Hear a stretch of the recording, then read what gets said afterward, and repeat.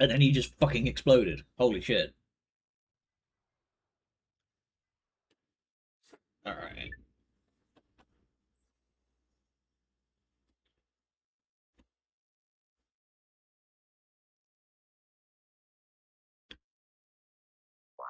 So I believe that this game will also... Back to Behind the Hero.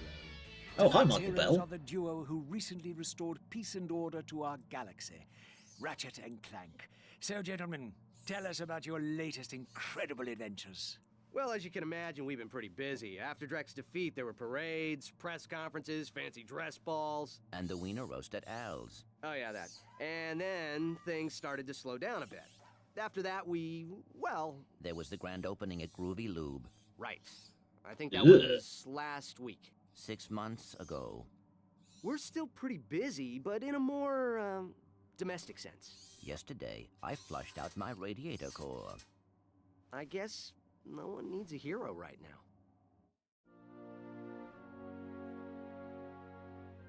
So we're going to a whole different galaxy, motherfuckers. Bottom, I found our man.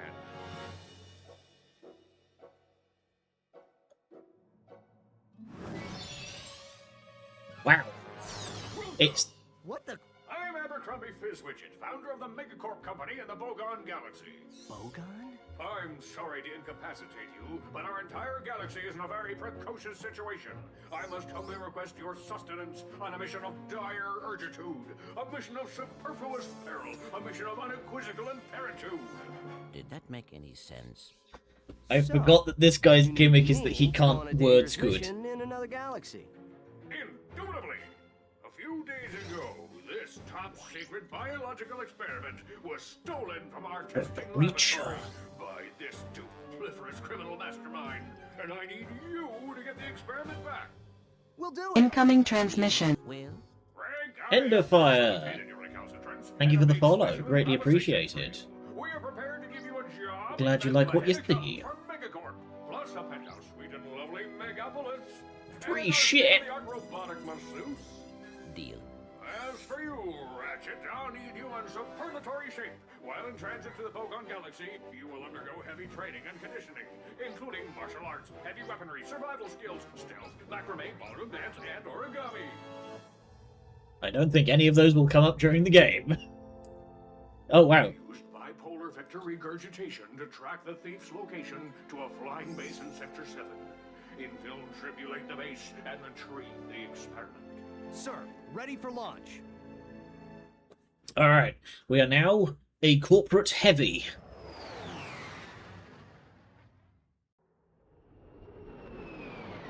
So I know there is one very big change in particular, and that is that we actually have flight combat. I'm on final approach to coordinates 37 Alpha. Good luck. I'm counting on you. Affirmative. Beginning radio silence. You've changed, Ratchet. Good grief. 2 whole weeks. So, very quickly turn on my subtitles. Sound? Yeah, surely not.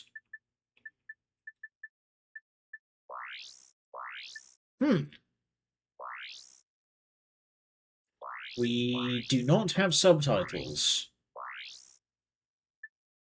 Special?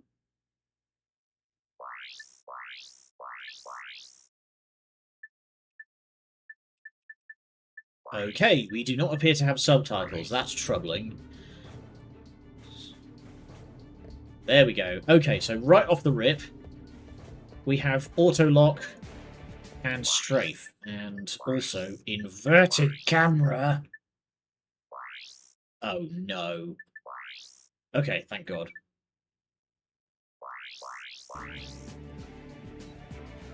PS2 games and their fucking inverse look. Alright. To select weapons, hold triangle and select an icon with the left analog stick. So yeah, we start with the Lancer and the Gravity Bomb. Press circle to fire your selected weapon.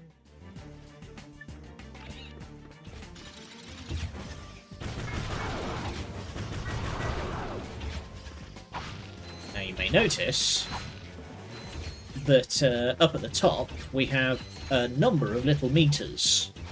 One next to our health bar and one next to our weapon ammunition. These are your experience bars. If you get the weapon experience bar to the top, it will upgrade.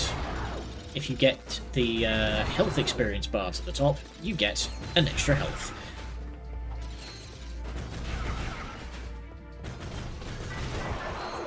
Bye! Fucking sent that dude.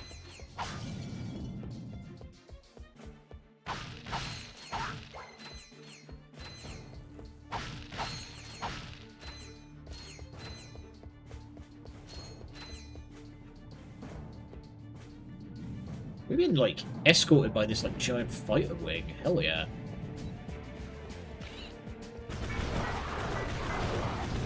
Okay, so we are immediately feeling a lot of the, like, sort of quality of life changes that I am used to from the later games.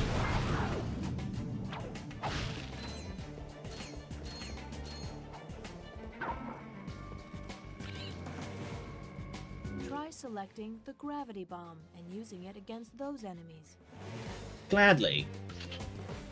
So the gravity bomb is much more exciting than the bomb glove, because it does this. You're in luck, monkey, because there's going to the power level for this game is a lot higher. The booms are much bigger. I see it's time to update my security forces. Whoa, whoa, no, hey, no, look, I'm just here to fix the transflexor coil. Nice try. Give my regards to Megacorp.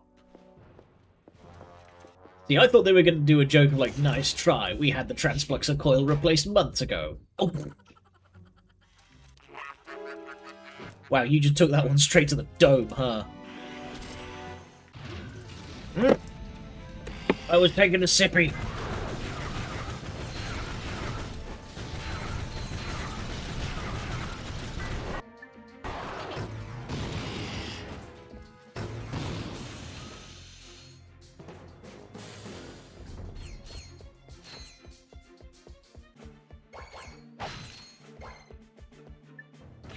Alright.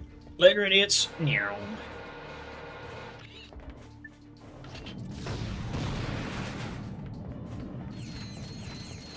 Okay, we don't start with the magnet, unfortunately. Thugs for less. If it ain't broke, we'll break it. Right. Right. Market for some security. You bring the cash, we'll bring the thrash. Good. I need your best men to meet me at these coordinates. Alright. I appreciate that they just, like, fully, like, acknowledge there that, like, yeah, there's probably just a, you know, a direct line that you can call to just get some goons.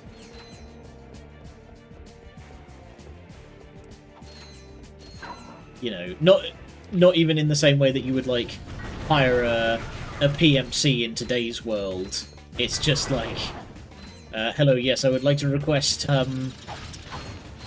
10 goons, 6 heavies, and 1 grunt if you got him. Oh, is there a bulk order on mooks?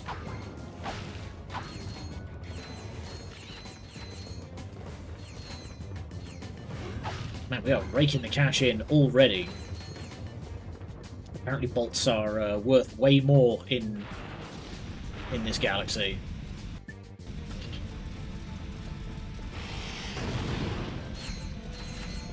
Just call that danger close.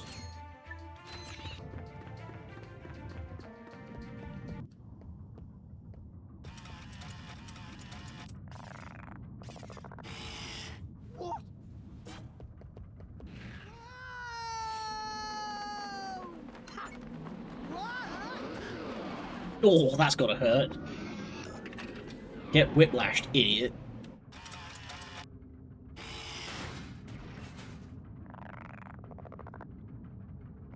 Oopsie.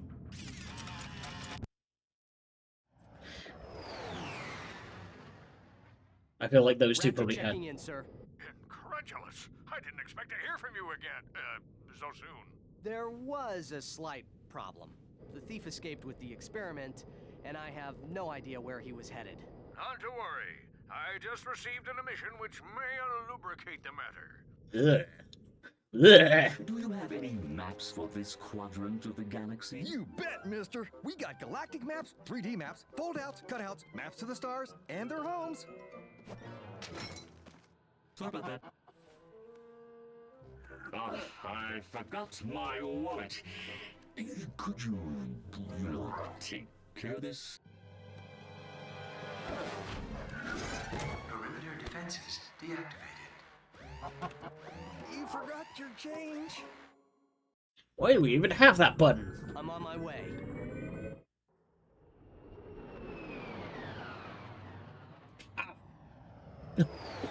Ow. Something just went crunch. Planet Ursula. Wonder what we're going to be up against here. For a map, press select or Okay. R3. This is looking very familiar. We are straight back in as I'd recognise it.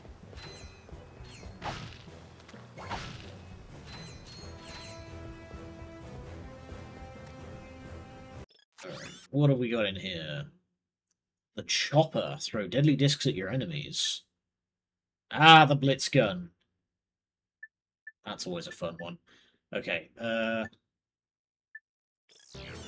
let's go get a bit more money, and we will get the chopper, so I can start throwing, like, flying disc Throw of your death. wrench. Hold R1 and press square.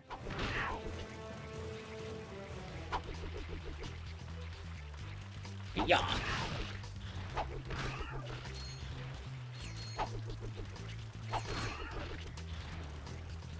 Okay, might as well save myself the money.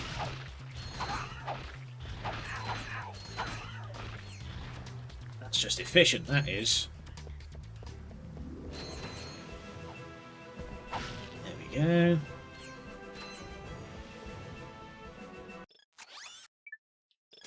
Knife gun.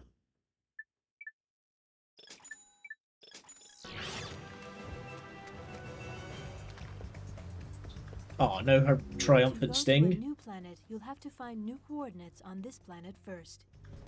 Oh, if you insist. So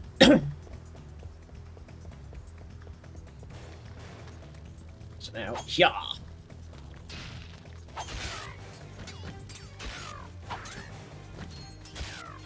Okay, that might be You're at full health, so better you to don't need use. nanotech. Oh. You.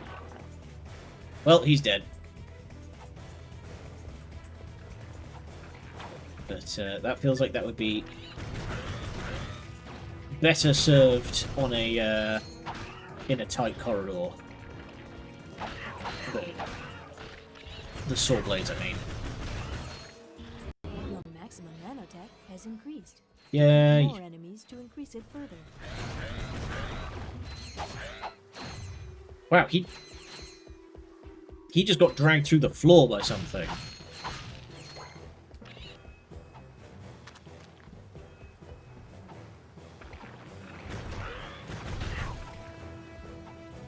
Incoming.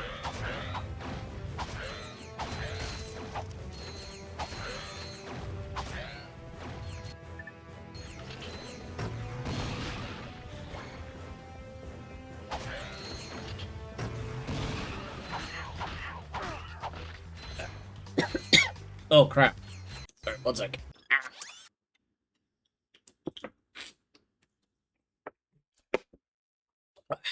Okay, I'm alright. Okay.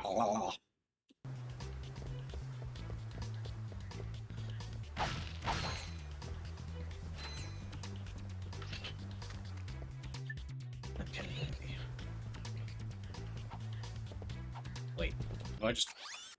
Yep, just fully turn myself around there. That was self-inflicted. Dun, dun, dun, dun, dun, dun.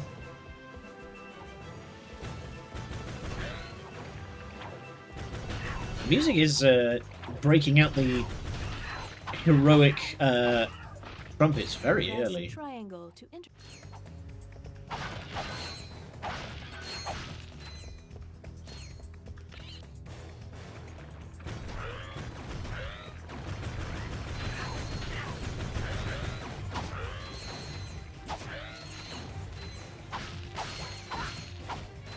Oh, hi. Sorry, I thought we were done.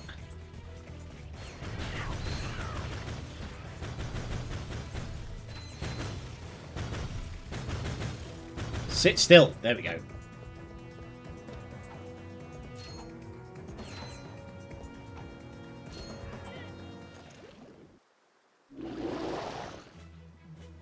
Oh boy.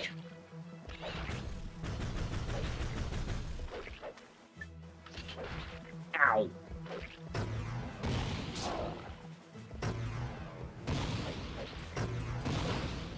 Damn it, I tried to...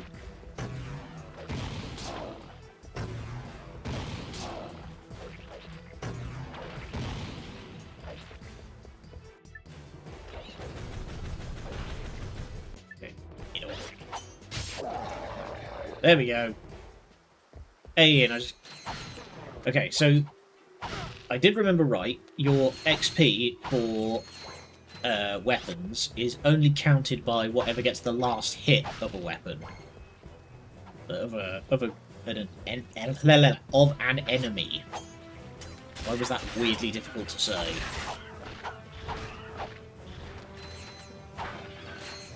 So you can use that kind of tactically. What do we have here? I think I remember these. Da-da! Yes, the dynamo. So, The dynamo activates machinery. Press circle to use the dynamo to zap that activator. simple.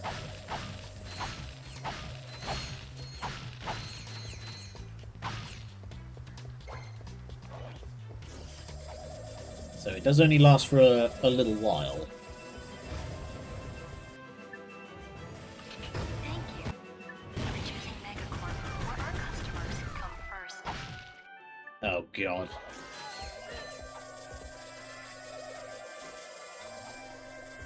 Corporate. Yeah.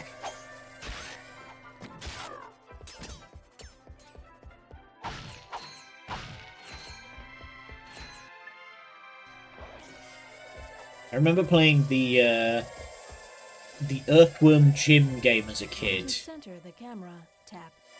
and they had a whole bit where you go to the planet Heck, and it alternates between like Baroque kind of Shirt and shoes are classical music at Megacorp. and corporate like elevator easy listening, which is, you know, the true punishment of the sinners.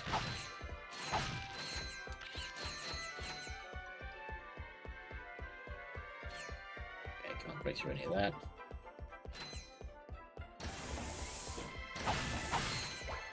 The thing is that they don't really go in for this sort of music anymore. Like, corporate types nowadays mostly go for the stuff that was a banger 15 years ago.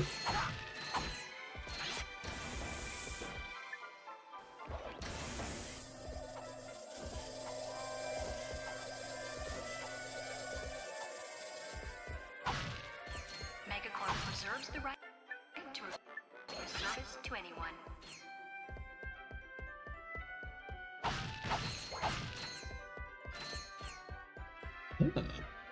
Something for the magnet boots up there.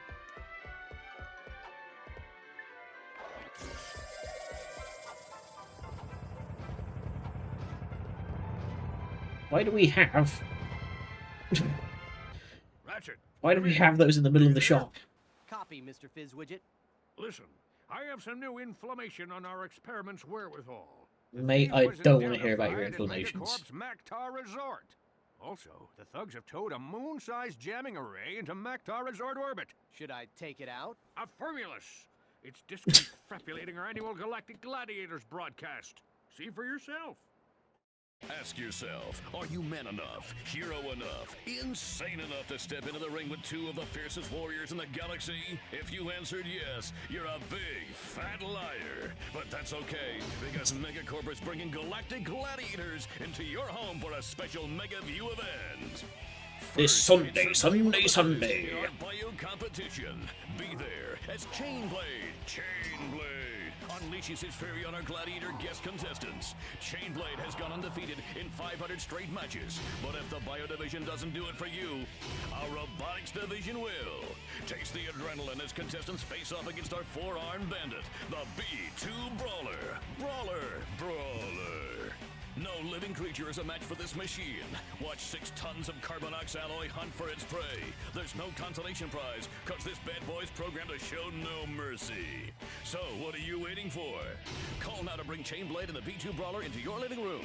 But put away the fine china. The Galactic Gladiators, only on Megaview. Call your provider now. Love how just like... Huh? I've got the coordinates. Ratchet out. All right, we're just gonna go sign up for some blood sport, I guess. Thank you for shopping at Megacorp. Please visit us again. You've acquired Grab the nanotech. health. Your health has improved. Yay!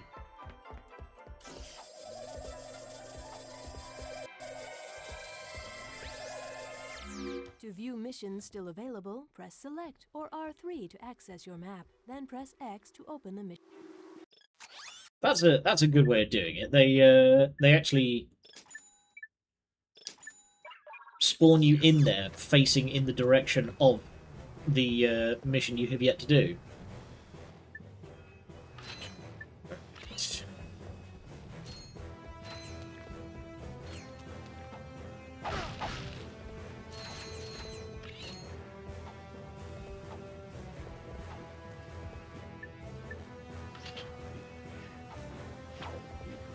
Heck, all of y'all get like nice and close together. Yeah!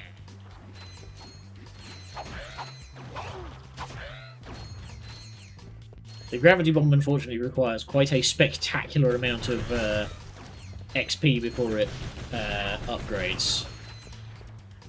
Mostly because it's fucking dummy powerful.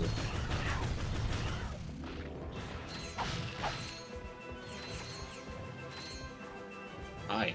You're freaky looking.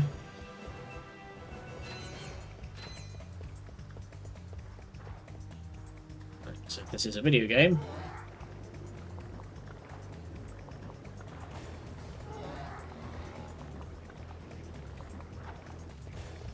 Awfully handy for nature to evolve something with a naturally platform-shaped back.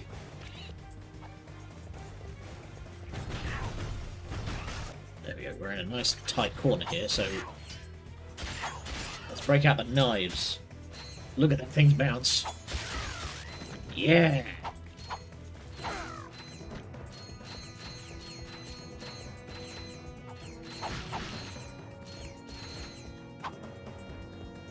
Oh, I see. We don't need to smack it, we need to whoop and...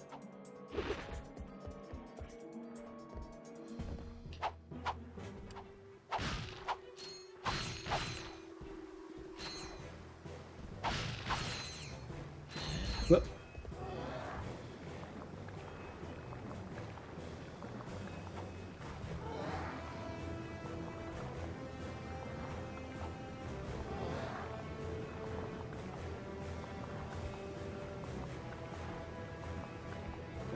Yeah, there we go. I knew one of you were going to take me in that direction.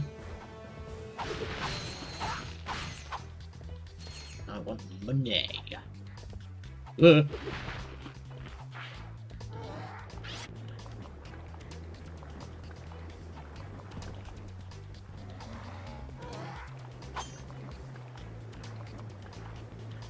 Oh wow, I actually hit something at that range. Oh, no I didn't.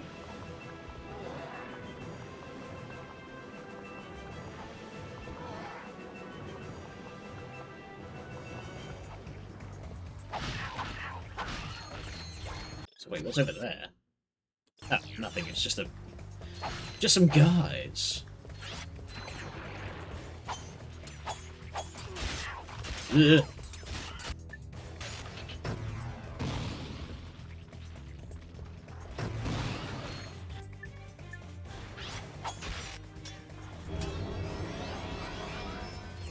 Nice. Oh, that was timely.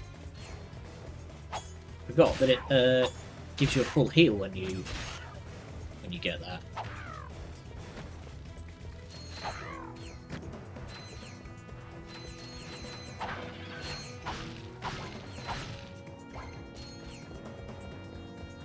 Alright, you just gotta keep moving. So yeah, that should bring me... You are going to bring you back around.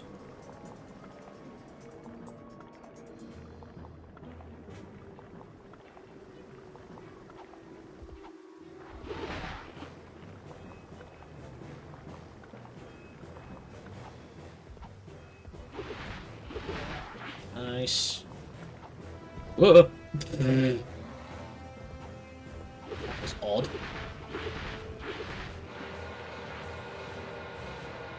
Oh, hey! A not dead guy. Welcome, welcome. If everyone could take their seats, we can proceed with today's demonstration. First, I'll need a volunteer. Anyone? Excellent. Your name, sir? Ratchet. Hey! Well, that was And uncalled there you for. have it. The Megacorp tractor beam in action. Let's give it up for our Man, you are all volunteer. teeth. Sir, how about taking advantage of our show special? Don't mind if I Thank you, do. sir. You won't be disappointed. The tractor beam moves small and medium-sized objects which have glowing orange targets like these. Press circle to move those columns so you can scale the cliff. There we go. Obligatory PS2 block pushing puzzle.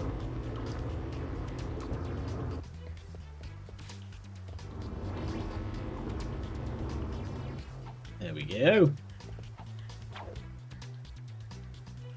Ooh, let's grab that real quick. Hang on, I know there's progress to be made. Whoa. Whoa. Oh god. Camera.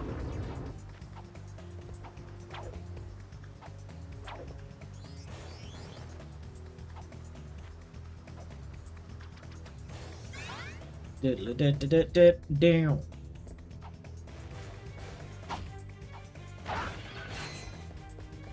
Right.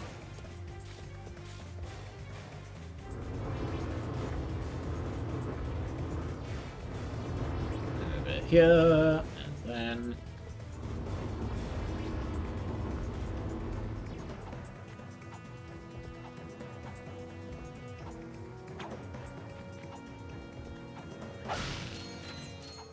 Ow.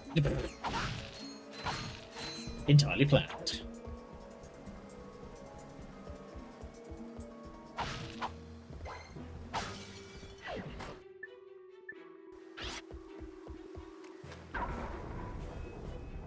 Alright.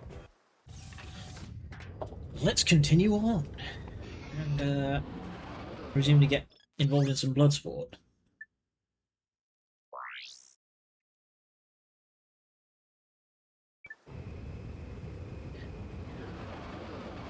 I like how that's just, like, listed alongside. Hey, actually get towards...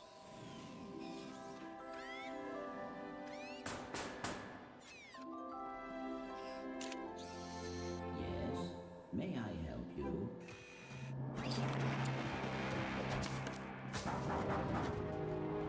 Uh-oh. I said.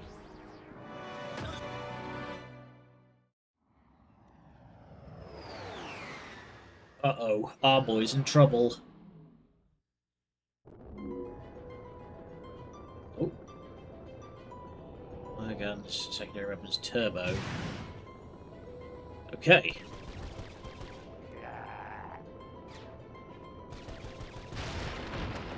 You've just collected Raritanium. Raritanium can be traded for ship upgrades.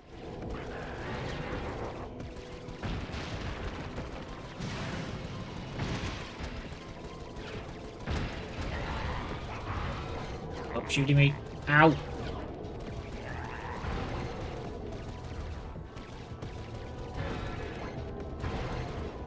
Yeah, Raritanium we are going to want a lot of, because, hey, it turns out this game has flight combat, and it's actually pretty good.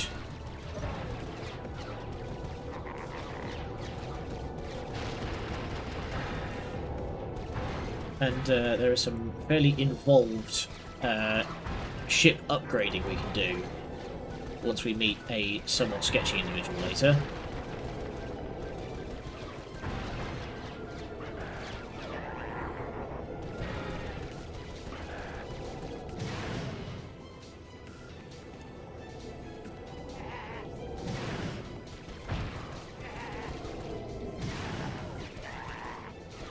This guy's right up my back. There we go.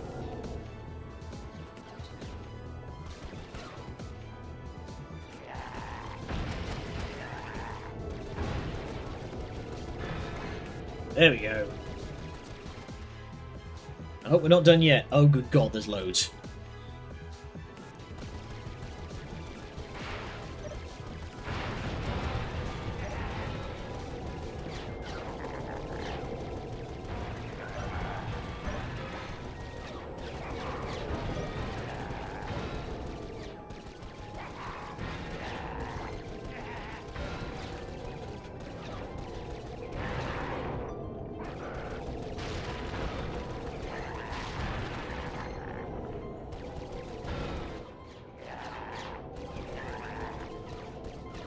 Like how these guys just have, like, they've got a fucking open mic and they're just, like, cackling into it constantly. Okay, I've got some shields back.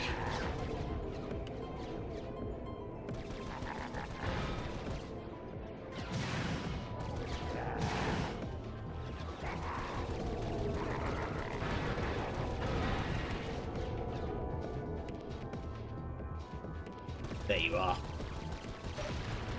Enemy fighters defeated. Proceeding to the Maktar Nebula.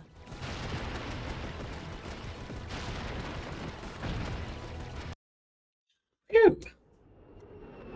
Okay, that was close.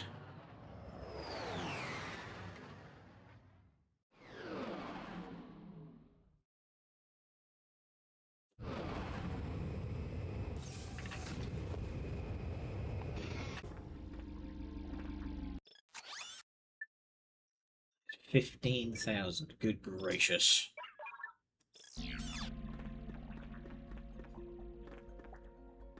Also, I like how we're parked on basically like a giant craps table. It's like, hey, I wonder what kind of, you know,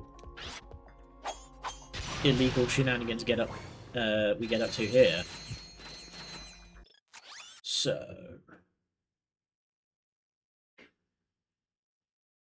yeah, what? I'm going to go this way first, because I think this way leads to the, this way leads to the arena.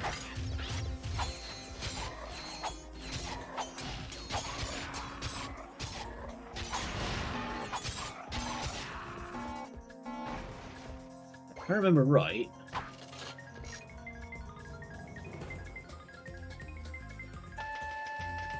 nice.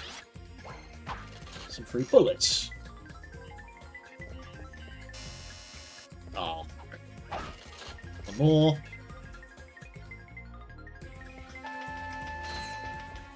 Oh.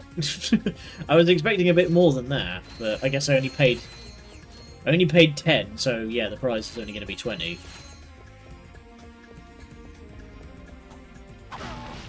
Ah.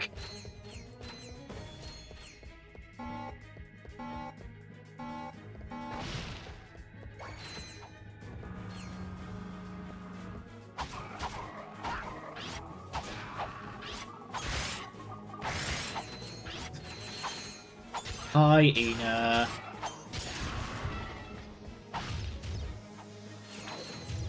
Are the dad jokes obligatory, or do you just do them for fun?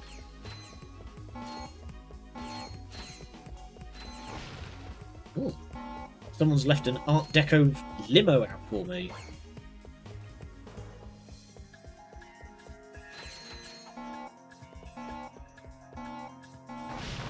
brain has left. Yeah, I know that feeling. Well, hopefully we can get that fixed. Alright, where is this going to take me? Oh, yeah, I deserve that.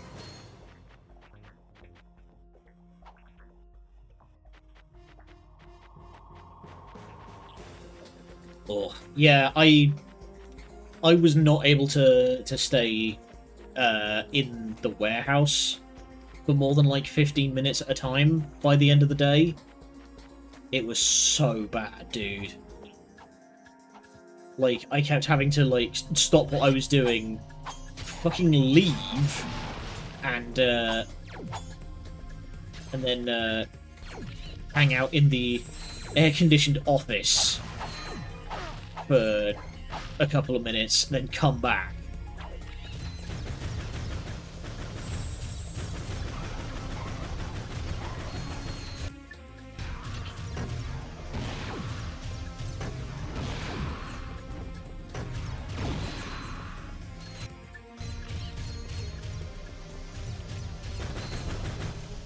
Okay, you don't care that I'm shooting you.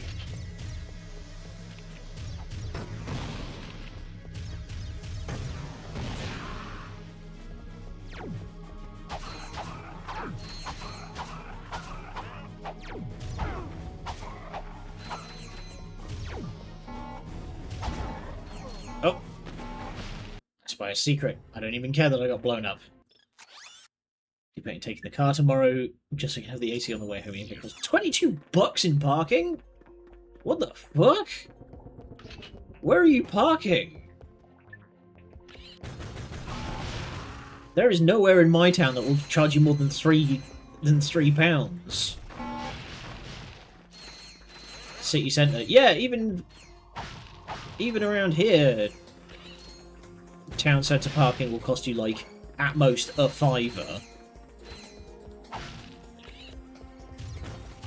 Does your place of work not have its own parking?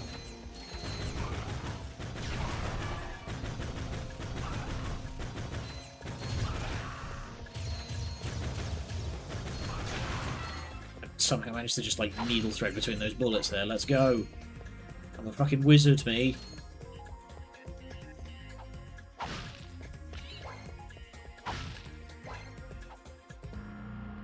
This work is inaccessible to four-wheelers unless you have security clearance.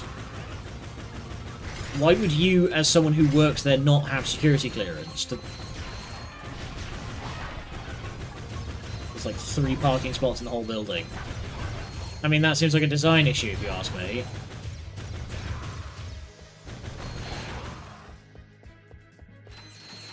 Like, I don't understand why you would make a place that you can't park in. I can understand wanting places to be walkable, but... very limited space. Jeez. That seems very badly designed, if you ask me. But then again, I work in a place that has a industrial access road that is not big enough for 2 lorries to pass one another. So, who am I to talk about badly designed roads? Hold to the footprint of the building. Oh, is it one of those ones where it's like the parking is like cut into the side of the building?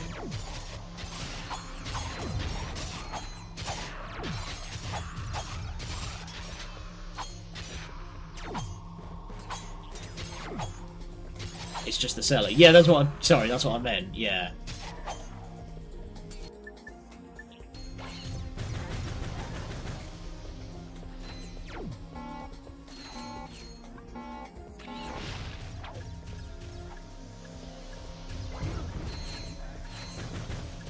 Excuse me, don't shoot at me while I'm trying to solve platforming puzzles.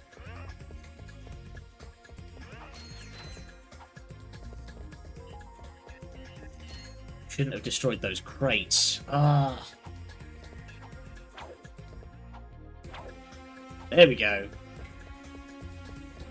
Bit of clever clipping. I assume I'm meant to come back here once I've rescued Clank and I have the jump pack, but... Everybody's got to take 15 minutes. By car, it takes up to 45. Again, I'd make some remark about bad road design, but then again, I have the exact same problem where I live.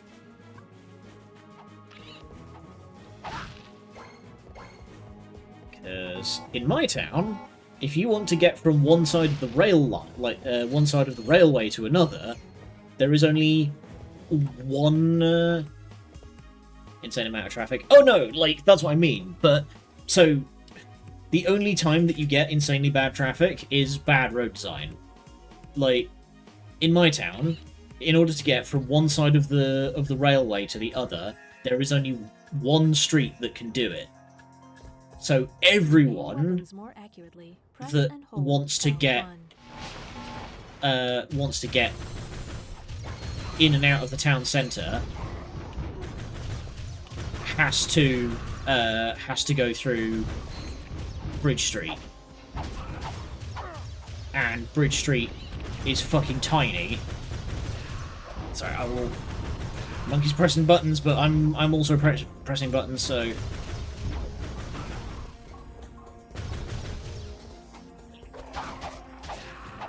Again, my fucking redeems aren't working. There we go.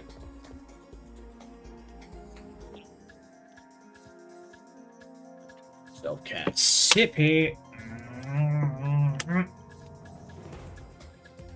Ugh.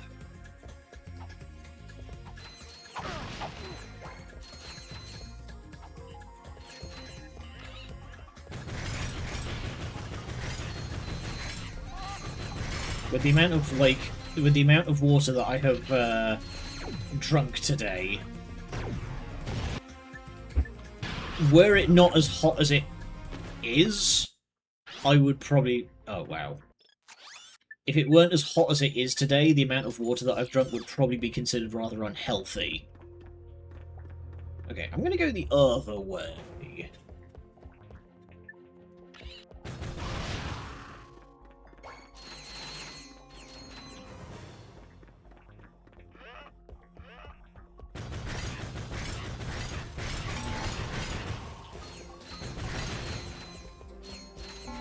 We're just surviving. Oh no, yeah, I get that. It's because I've just been like sweating off all of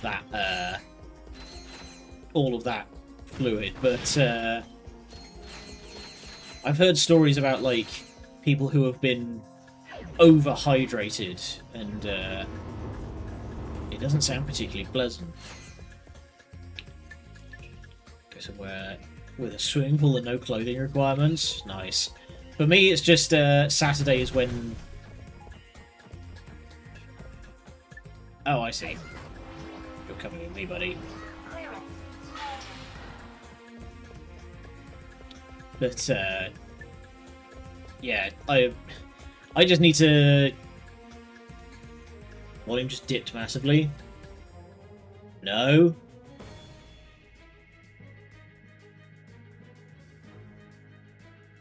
Everything seems to be working.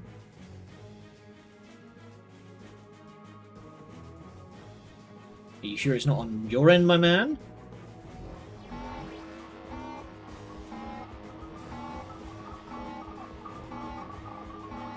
Sound a lot quieter all of a sudden. Can anybody else verify?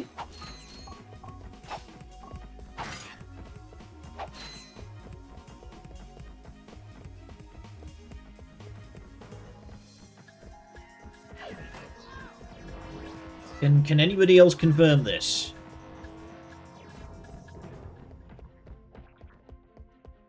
Hang on a minute. Hang on a minute. You haven't, have you? No, you haven't. Incoming transmission. Ugh. Justilla. Thank you for the follow. Justilla, if you're okay with speaking, how does my audio sound? We're apparently experiencing some minor problems. Hang on. Check. No, it seems to be okay.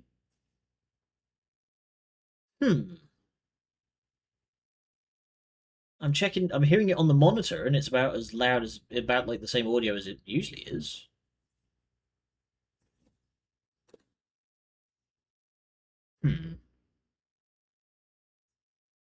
PC's freaking out. I mean, maybe the heat's getting to it. Monkey was complaining of something similar this morning.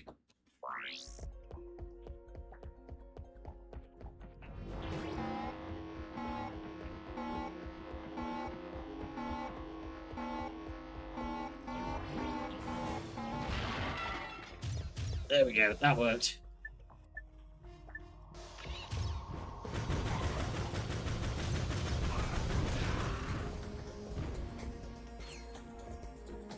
Oh, I'm gonna grab this idiot again. Hey!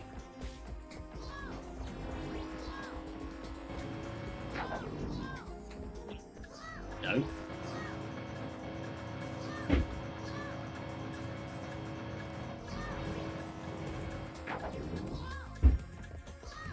Oh, I see. I need to... And then...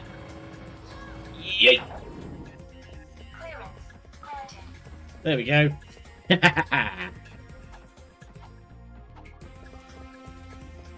The comment is a function that includes heat. Interesting. Wow. I got my health upgraded so hard it flashbanged me. I need to find a bum. Oh, I see.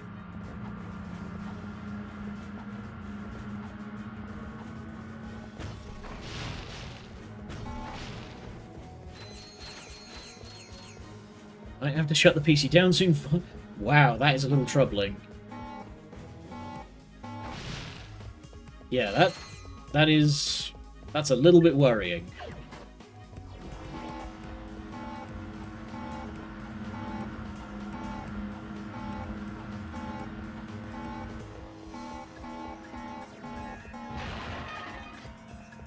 Coming the fuck through.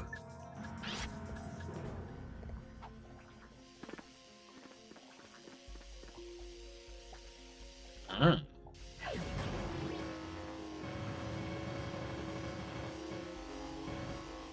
Yeet.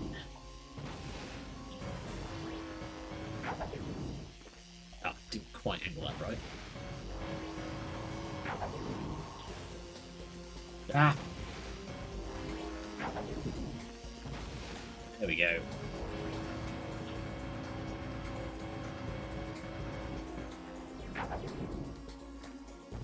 Awfully kind of them to put this giant blinging device here.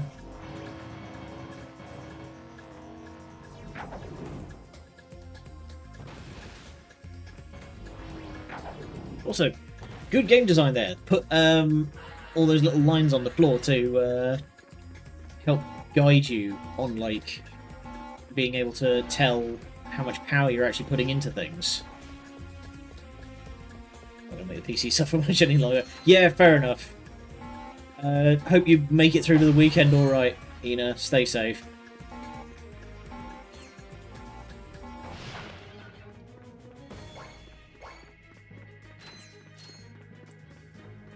Go, let's grab all this money. Oh, okay, nice. Already flew to me. It's just that easy. You just press a big button that says sabotage. Oh no, they're flying me up to the little... Right! Yes, I remember this. So, one of the new features of the game is microplanets. Destroy the 6 transponders. Expose transmitters with the bolt crank. Press square to attach your wrench, then walk around the platform. There we go. So they added all of these, like, microplanets. For a map, press select or R3. Oh yeah, and the map's pretty funny on these little things. It's just, there you go. You rotate the whole thing. That's cool. I like that.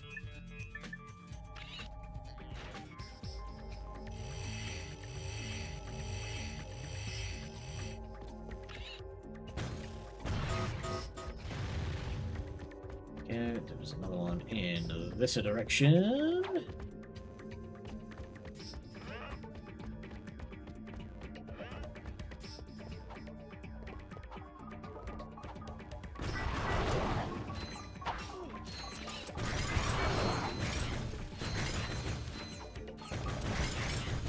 Planet is so small you can actively see the the parabolic trajectory of a bullet in the air.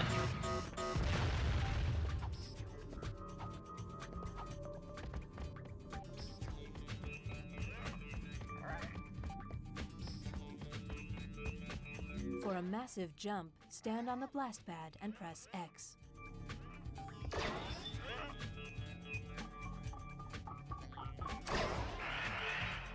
Not even going to slow down. Meow.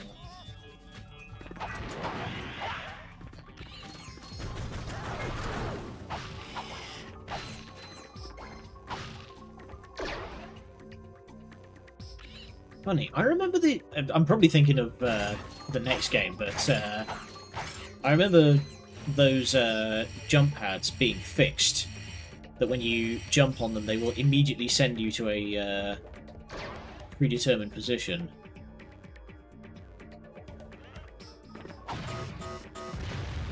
Kablowy.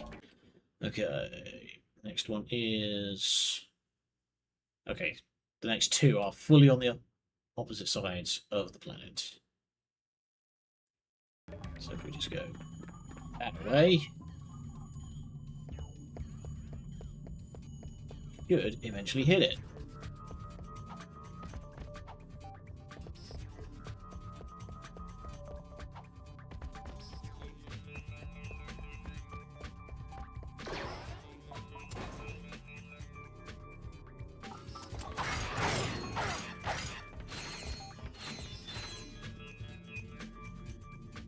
I got this. Oh, there is one here.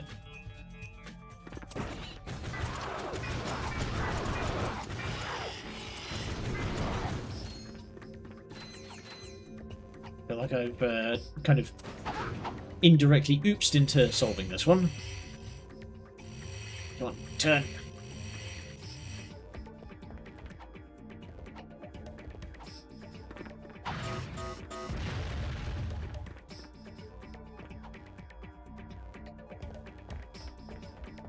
So that's the last one, but how do we get up that structure?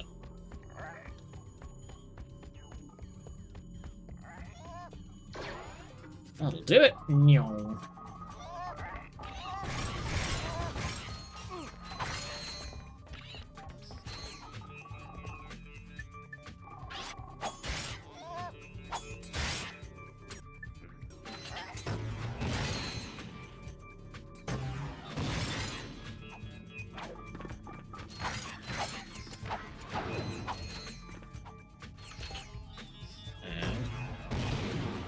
Yeah.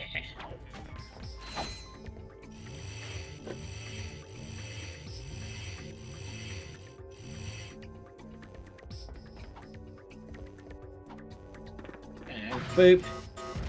Pop. Good work, my boy. You are proving to be invaluable in this underwear. Anywho, it appears the thief is now under the protection of thugs for less. But I may have found a way for you to insinuate their operation. Is it dangerous? No. No. Actually, yes, it is. Good. Take a look at this. The wind in your hair, the sun on your skin, the bugs in your teeth. We are the Desert Riders. Before I became a desert rider, I didn't fit in anywheres. I had low self-esteem, bad breath, and a thing for ladies' undergarments. But these guys understand me. They really do. Yeah, I'm just here for the bake sales. Oh yeah, I also make these cute gloves for all the guys. So if you've got what it takes, use this temporary membership to enter the most grueling hoverbike race in the galaxy. I know that's like a slightly... Riders, the #1 leisure choice of thugs for less.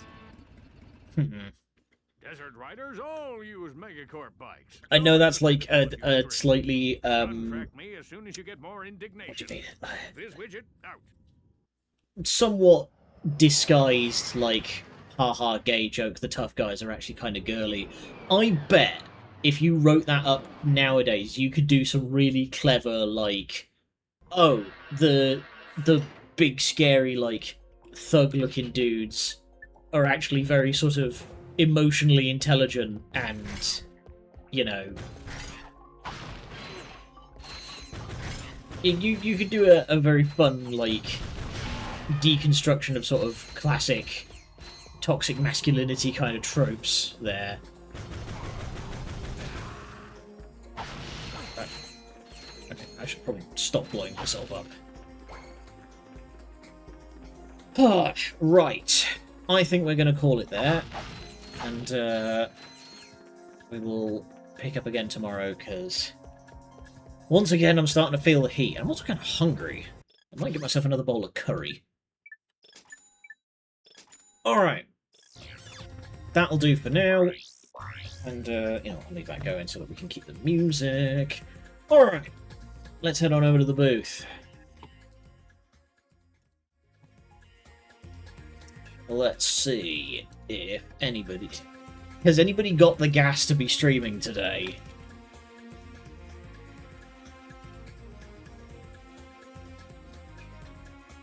Ugh.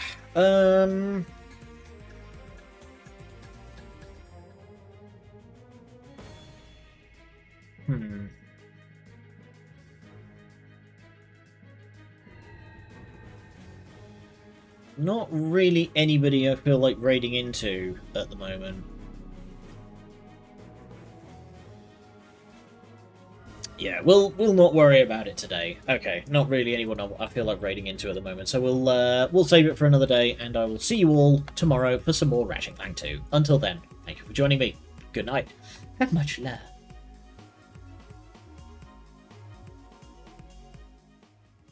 Hello, everybody.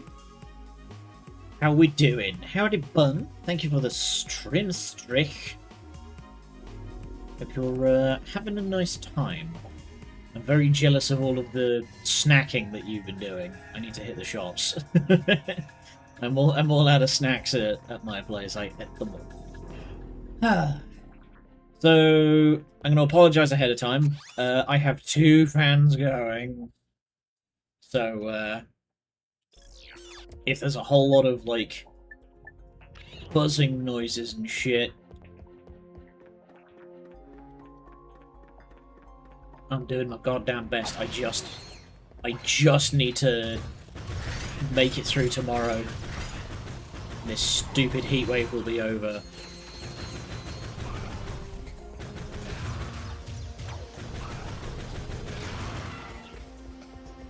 Apparently it is gonna rain at least a little bit tomorrow afternoon. Oh, steady.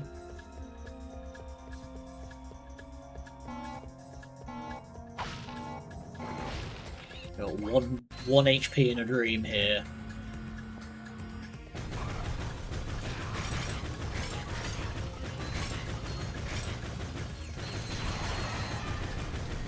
Could be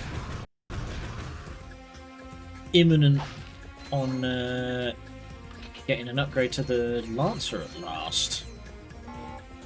Get to finally see what that thing looks like in action. But yeah, I hope all you guys are beating the heat okay out there. I have been drinking a lot of water, and I just put a 2 litre in. Put a litre of water in a 2 litre bottle and stuck it in the freezer overnight, and then just filled it up the rest of the way in the morning. So I just had a big 2 litre bottle of ice water to keep me going.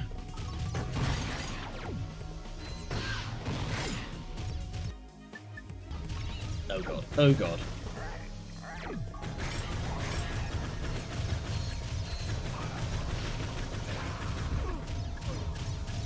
Walked right into that one. God damn it. I'm never going to make it to the arena at this rate, because for some fucking reason, these random thugs are so tough.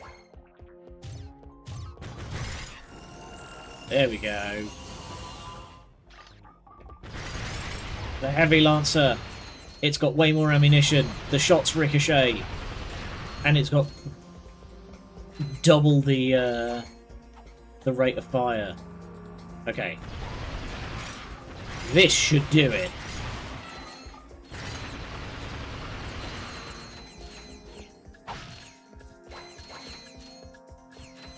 Who's ready for some fucking Dakar?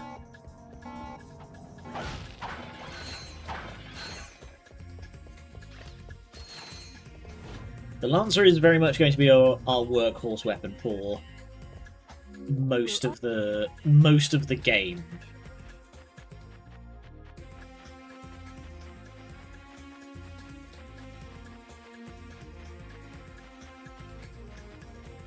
And a hip, and a hip, and a hip, and a hip.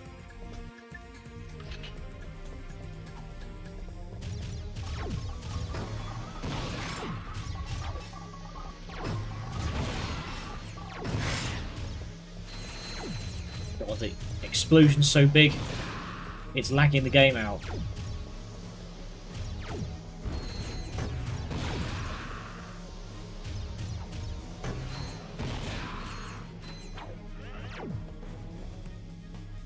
Like how Ratchet can do a backflip from almost a standing start.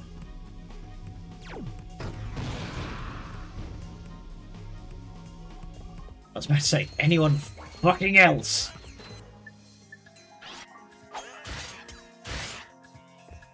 So, rather unfortunate thing that the upgrade system kind of results in, which I will freely admit is mostly just me, because I had the exact same problem with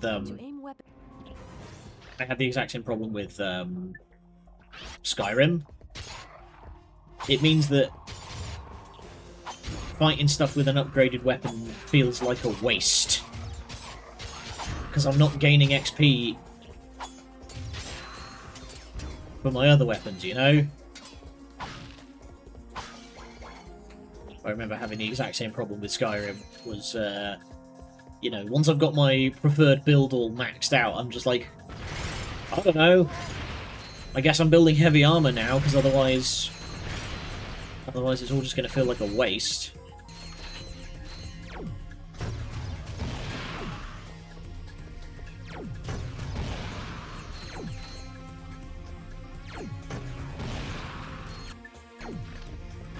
Why do so many of these random guys spawn?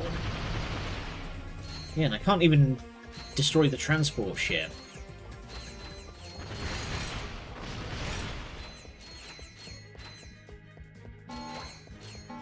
Alright, this has gone much better.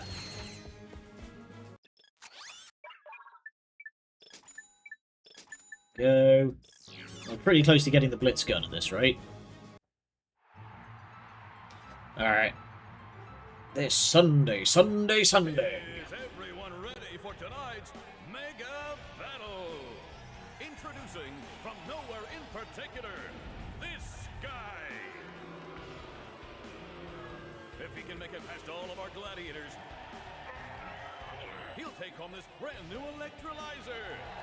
If he can't make it past great, so I can make my own hydrogen. Consolation prize. Let the games begin. An electrolyzer, I'll be able to...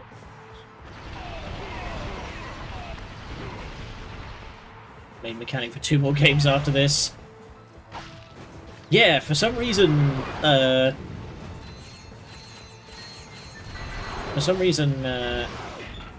3 had a lot of gladiator arenas. And then, fittingly, Gladiator made it kind of core to the premise. Oh, these guys do actually fight one another.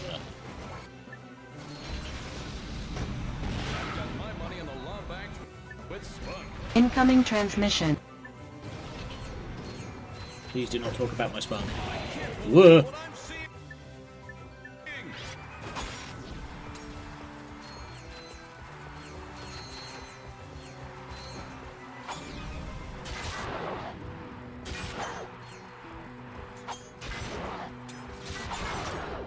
Oh, self-care. Excellent idea. And that goes for you all at home too. Only winner of the Gladiator Games, this guy. Oh boy, an electrolyzer. You're now eligible for our championship series. Come back and fight again for big cash prizes. Alright. Choose your battle. Let's fill up on ammunition first.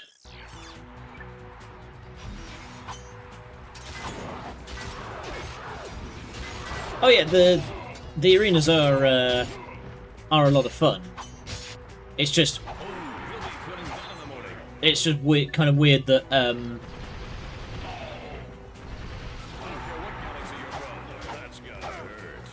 I think this guy's glitched out. But yeah, it's just kind of weird that like the third game had like 3 or 4 different arenas that you visited multiple times over the course of the game.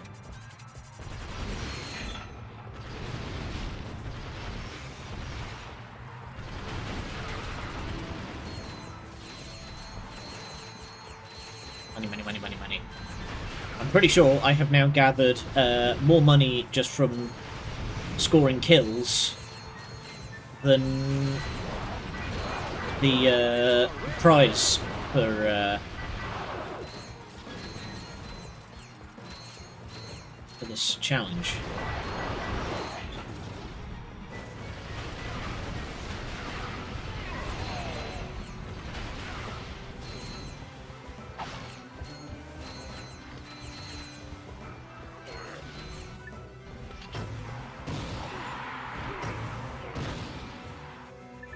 That's interesting. You didn't appear to die from that. He just took a bomb strike like straight to the face and. Choose a Right. battle and win a prize. Let's buy ourselves a blitz gun. We now have a giganto shotgun. Returning to battle is everyone's favorite gladiator. He slices, he dices, and carves up a main dish. Please welcome Chainblade. But does he make julienne fries?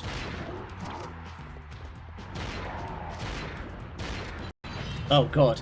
Using the blitz gun, it has a single, like, red out frame where the whole screen just turns red for a sec.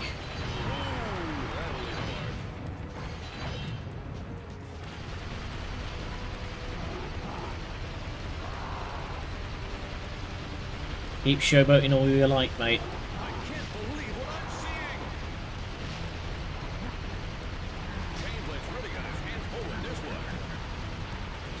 Got his hands full with this one, he says, the guy grandstanding while I'm riddling him with bullets.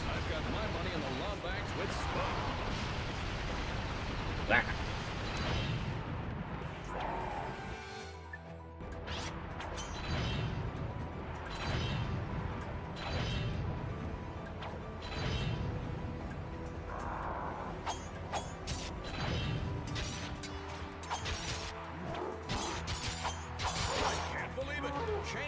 And boom. He dropped $10. And 30. All right, we will. We'll do one more challenge, and then we will. And then we will carry on.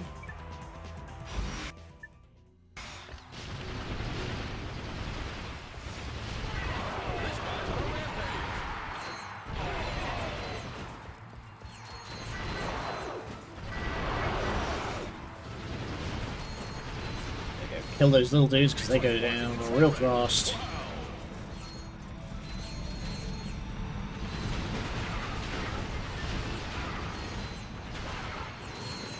Not even fucking close. Oh, we can fight the B2 already. Oh, I'm absolutely doing that. Comes a colossal creation. Stand back for the big and the brainy. Wow. Let's give it up for the B2 Roller.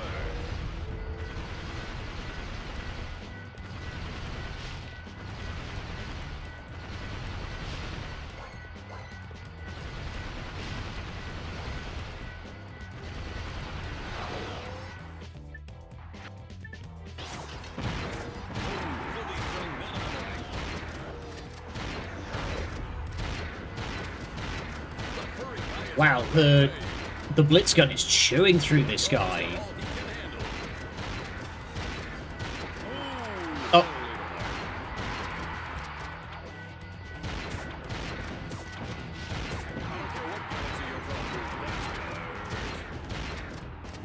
It's looking pretty bad for this guy. Fucking destroyed.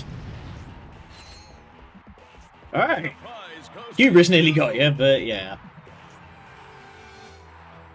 Alright.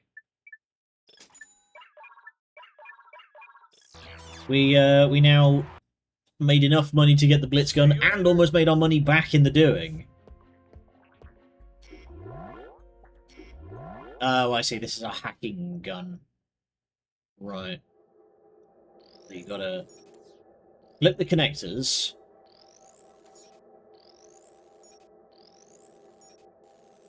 Ah. Yeah, you gotta flip the connectors so that one hit. Dang it!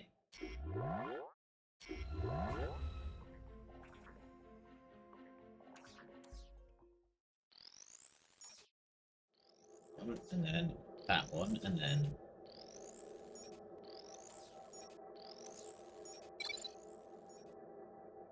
There we go. It's a bit more skill-based than the Infiltrator. Hey, this would make a nice souvenir for Clank. A suit of armor that only... Oh. Hey! You have no idea what you're involved in. Return to your own galaxy immediately. Or this will happen to you. Or this will happen to you. Nope. Farewell. Well, you're gonna McFucking die.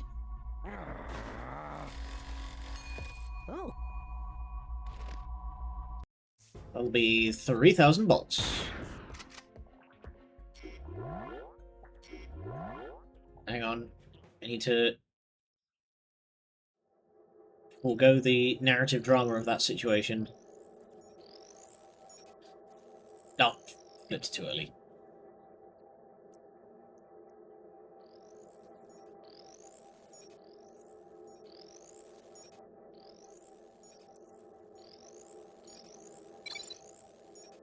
There we go.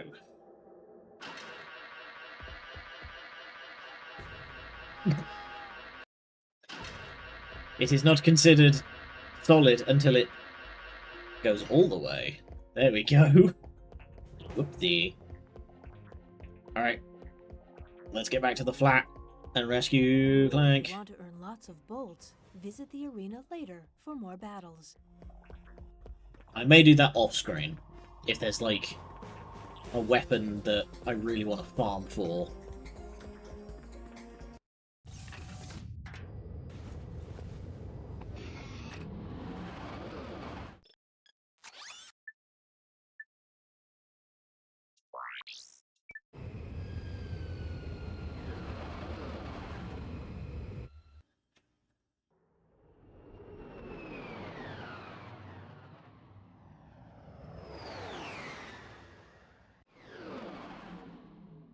Alright, obligatory city planet that every sci-fi property must have.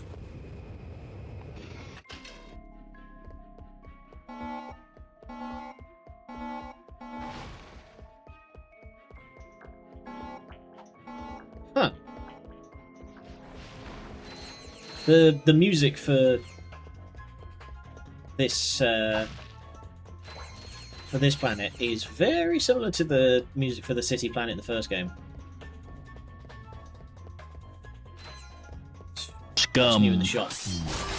Scum. Ah, Scum. the turret glove. Okay. To center the camera, tap L1. Oh boy.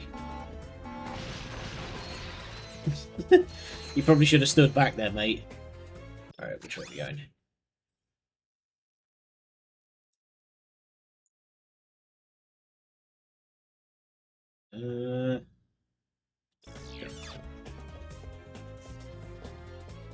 Howdy, Arbor. How's it going?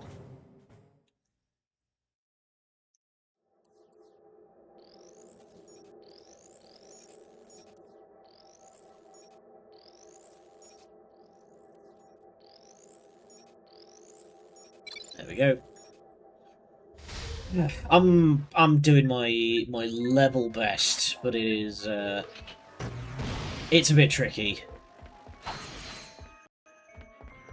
IRL stuff has me a little bit annoyed, and the heat has been getting to me.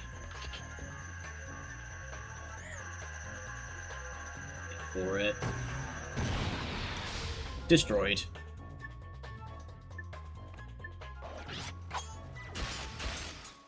Just absolutely fuck up the Roombas. Yeah, dude, it's like 35 degrees out here. It's horrible. But it's going to go down a bit tomorrow, and on Saturday, apparently, it's going to drop about 10 full degrees, so... Ah, dang it.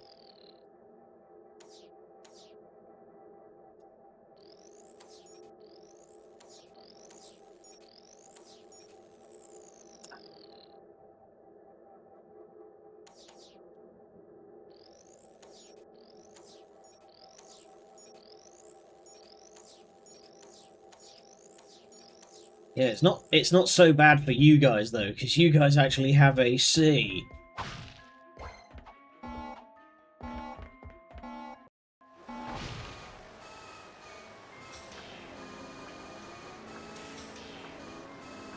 You can't pick up the enemies with the crane.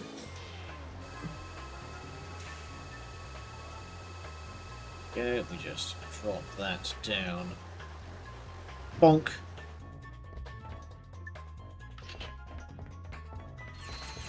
Yeah, so people tend to be kind of surprised. Air conditioning barely exists in this country.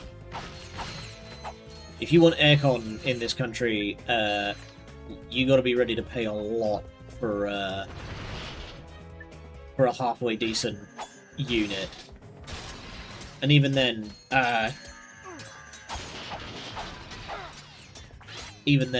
like, there we go. Even then, buildings are designed to keep heat in.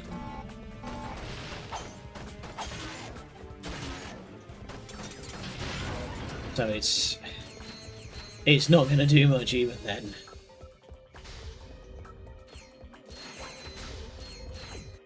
But like, it's so fucking bad here because the air outside is just as hot as it is in here, so I can't even open a window to like get a fan and, you know, draw some fresh air in. Because the air outside is 35 degrees, and the air in here is 33 degrees.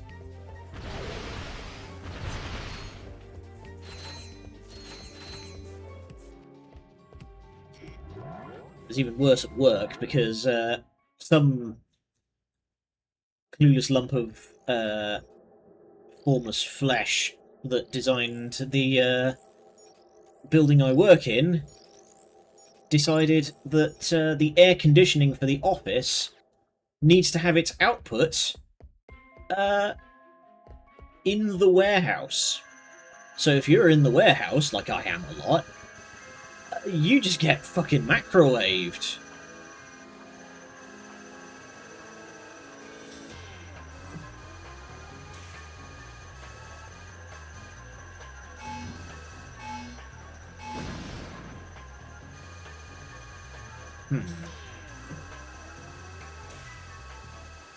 Okay, I guess that's not what that's for.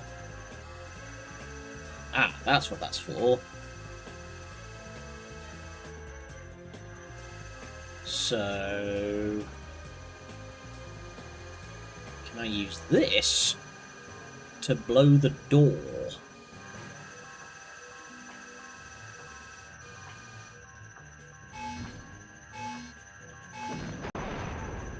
Hey, there we go.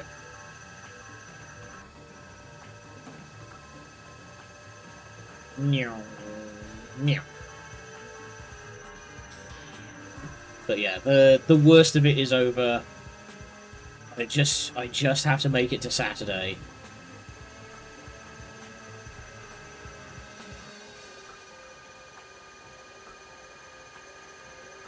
Wait, no, I don't need that to get me across that gap. Hang on. What's this for, then?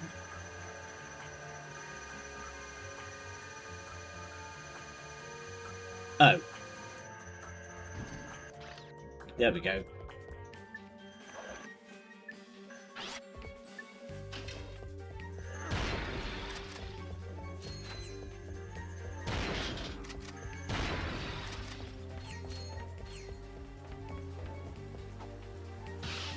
Ow. Ah! The Roombas! The Roombas have gone rogue.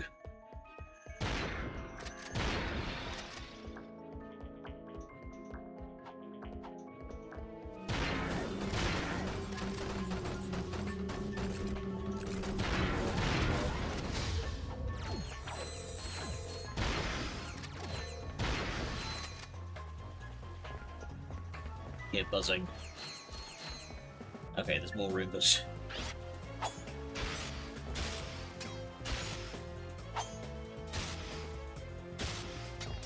I love watching those discs just, like, glide in very smooth arcs to hit stuff.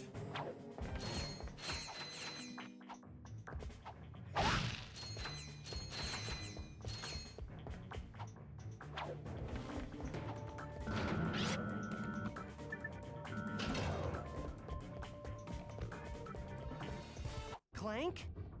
Okay, Clank, don't move. I'm coming down. Whoa! Ugh, son of a quark! Well, that was uncalled for. Let's get you up and running again.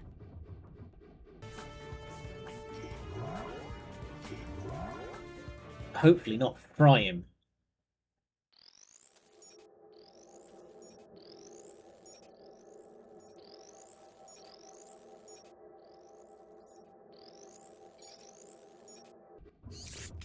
Final digit of pi is... Clank? Clank, can you hear me? Ratchet? Where are we? I must have dozed off. Don't sweat it. Let's just find a way out of here. I think my neighbor just I fell believe over. that air duct may offer our only way out. Oh wow, he just fucking fooped straight there. Alright. And there's Clank for a hot second. To glide, jump, then hold.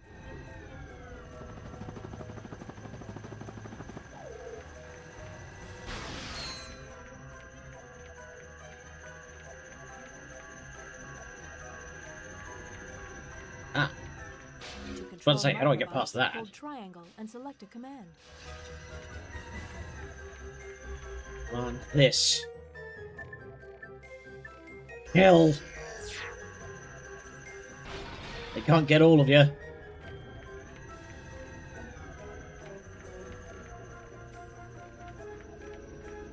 That's all. There we go, there's all four. So you may notice that they actually have more commands now.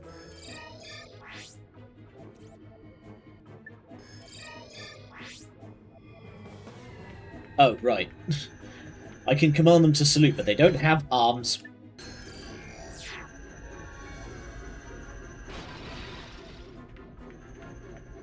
Alright, come on you lot. Man, it's a good thing these guys grow back, hey.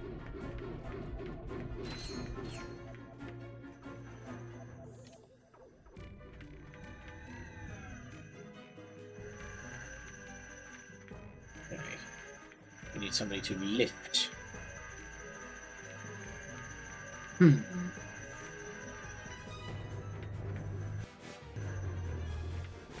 How do I get you guys?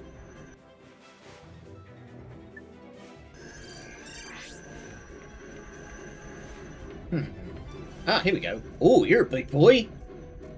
Bridgebot acquired. Use Little it to reason for build the eye glow? It's so I can see in the dark.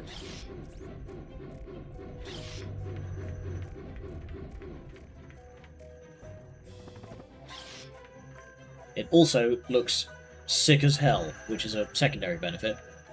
Is it contacts? Nope. All natural, baby. How do I... Oh, build bridge. There we go. Extend!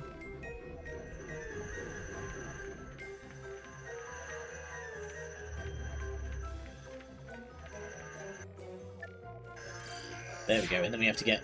Right, so they're only good for one. You're a big boy. Lifterbot acquired. Use it to lift large blocks. Look at him, he's hench.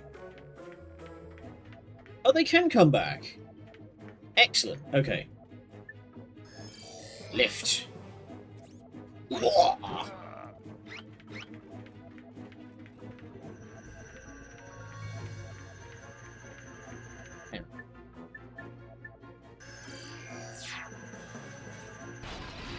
Okay, but the other bots cannot attack.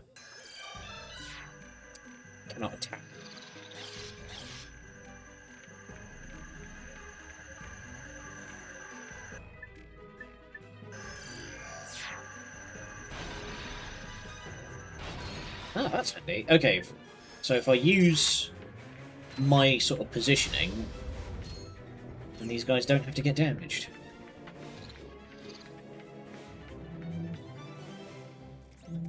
Oh, you better not. Oh, okay. Sorry. Okay, I have to take this. Be right back.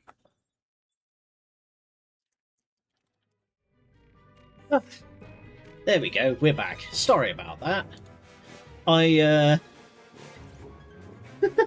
So the reason why I made a "don't you dare" remark there. So my phone just rang, and I thought it was going to be work.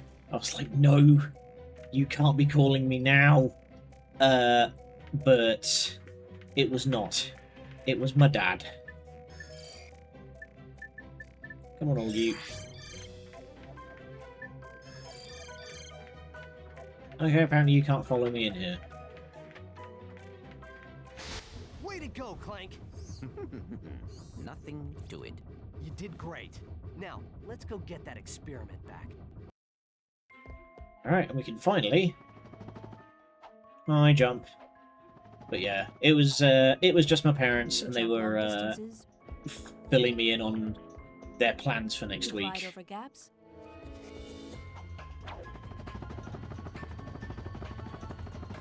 Is that a...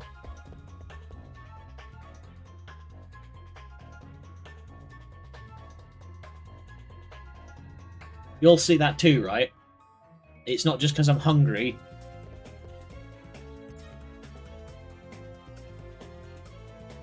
No, that's a pizza.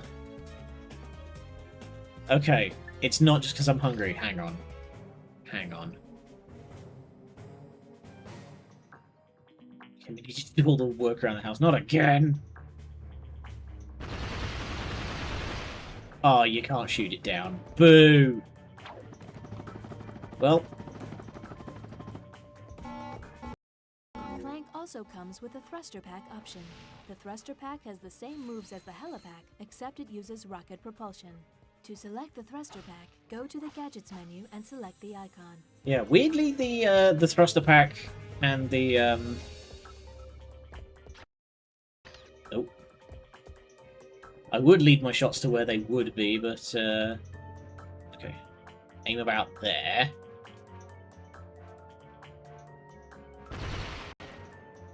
No, I don't think you can shoot these guys. Yeah, I think the shots are just going through it. Boo. Okay, and there's a... Where am I looking? Oh, it's directly...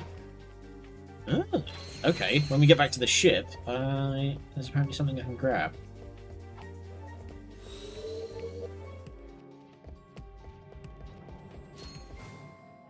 So that's...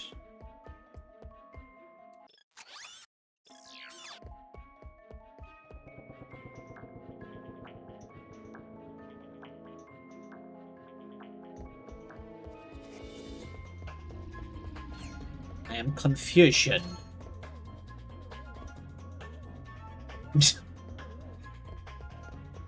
Hang on a sec, I might have a solution. Okay, we haven't got enough money yet. The sniper rifle is a hit scan weapon, so the shots don't have travel time.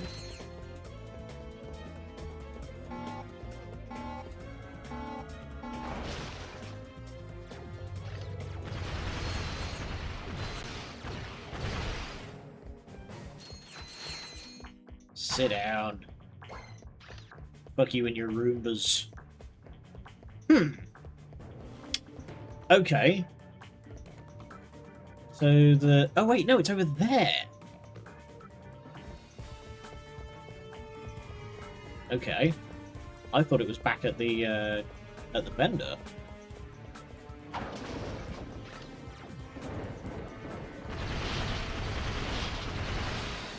Why are we deploying fucking Doom laser bots to clean up trash?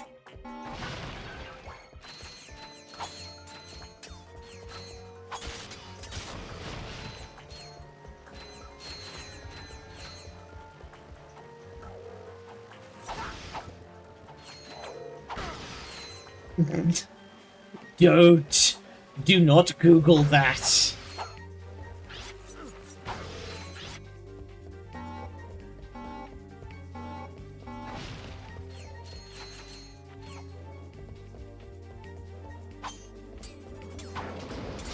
I have seen... I'm gonna be real. Okay, I'm not gonna, like, pretend to be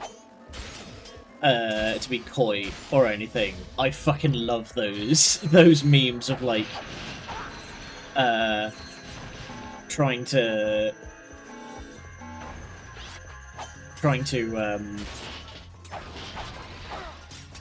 like trick, you know, heavy air quotes, trick people into Googling weird stuff. I remember one happened when COVID was when COVID was going on. Oh, he's big. Oh, Jesus. But I remember one of them was like, it was a picture of like this Japanese dude waving around a big pouch of money, looking very pleased with himself, and he's like, the caption says, famous Japanese economics professor Ryotaro Futanari discovered this amazing way to basically like print his own money and didn't go into like any trouble for it because of a weird legal loophole. Look up Futanari inflation for more details.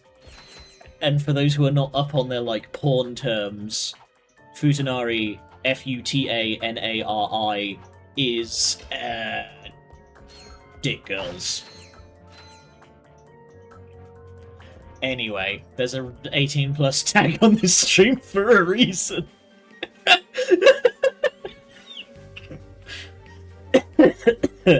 Sorry. This is a game for children.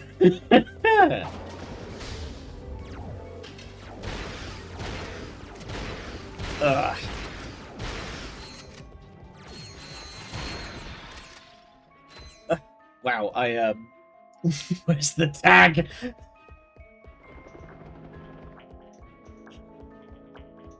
Ugh. Jesus. Ugh. I'm okay. I'm okay.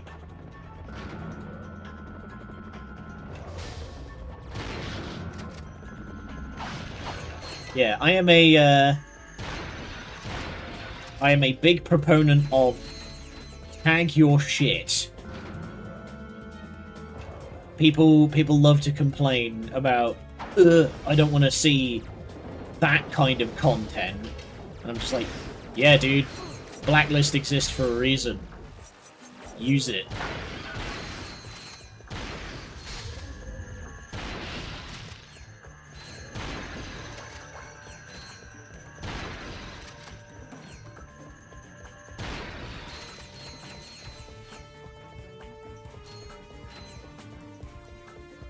And this blitz gun is good.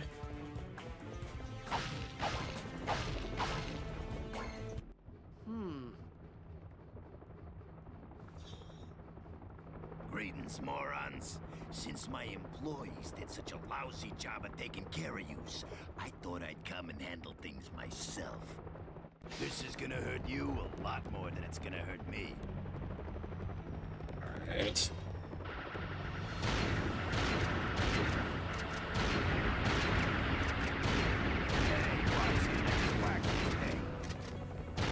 Yeah,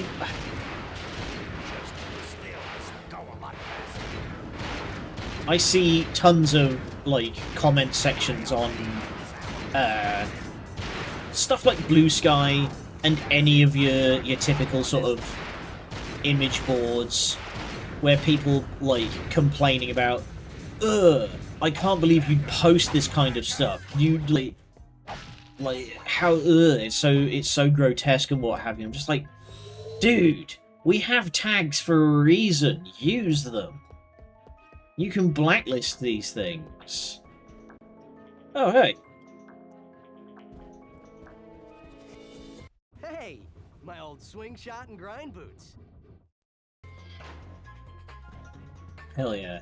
Man, this apartment is austere, dude. We got a bar kitchen with no... Missions completed on this planet. We got a bar kitchen with no appliances, a couch, an armchair, some stools looking at the view. Yeah, we're still in the other galaxy. Where they have an apartment here, because Ratchet has a job now with like a local... Where's the old stuff there? Because he brought it with him, I guess. I don't know. But yeah, I'm guessing that's, like, the toilet. Or maybe that's Clank's room in there. Who knows? But this is peak, like, fucking male living space. No decoration. We've got a coffee table with the PlayStation on it, and we're playing Jack 2. Where's the bed? Yeah, exactly. We got a weights bench that appears to have been bent. The weights bench is bent. But we don't have a fucking bed.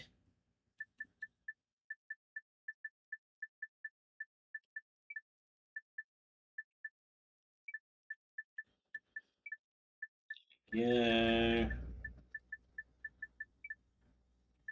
It's always a good sign when the weapons screen is huge. The couch is metal. It's got rivets in it.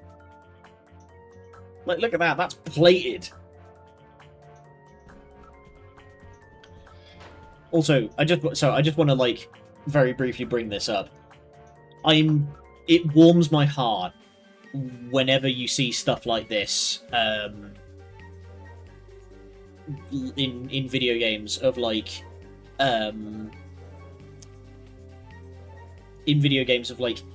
heavy air quotes, competing games, having little shout-outs to one another. In Jack 2, there is a hidden setting for the shooting range that changes all the enemies to Ratchet and Clank enemies, and it changes the civilians in the shooting range, like the targets that if you hit them you lose points, to Ratchet and Clank themselves. That just warms my heart every time. And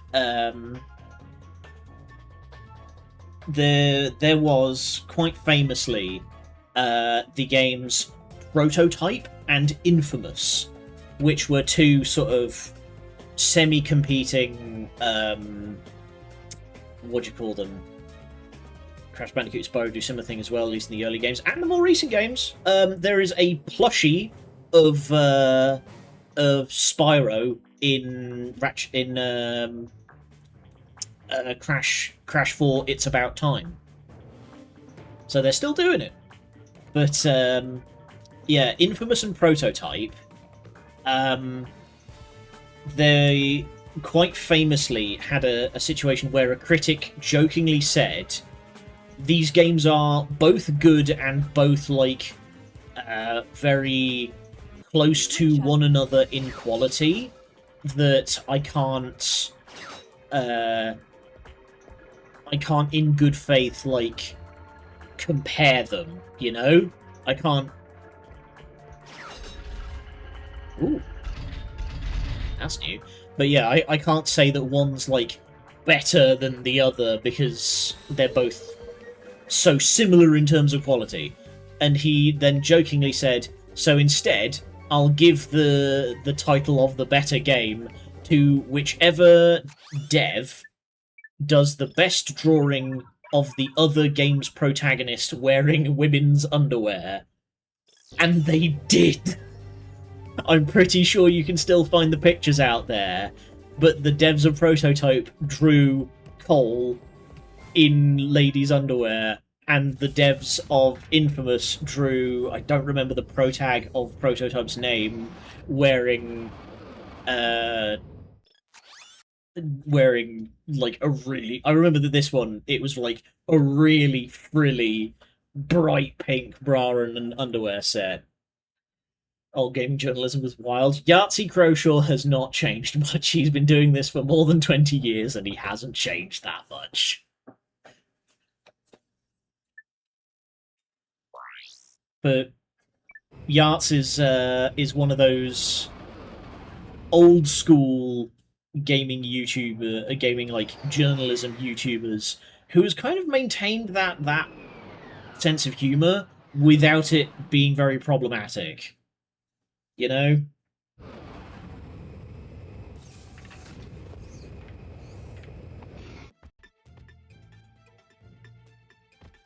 Oh wow. But oh, we're here. I remember this bit. This is the old Gadgetron. But yeah, it was fucking wild that they actually just did that.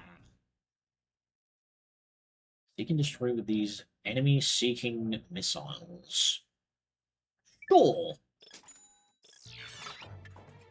I like how it's got a giant... I like how it's got like a giant underslung talon arrangement. So...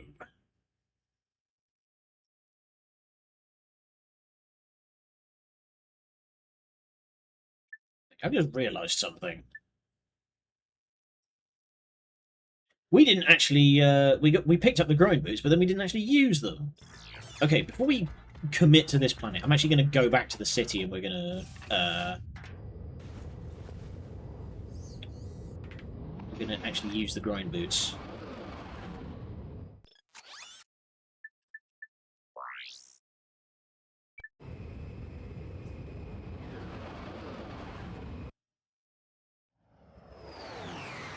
But yeah, we don't really see a whole lot of that nowadays. I think because just like the gaming space has gotten so big that there aren't that many games out there that can be stated to be in competition with one another, you know?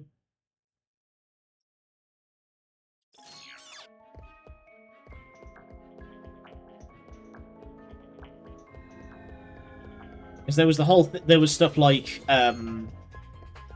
Doom Crossing.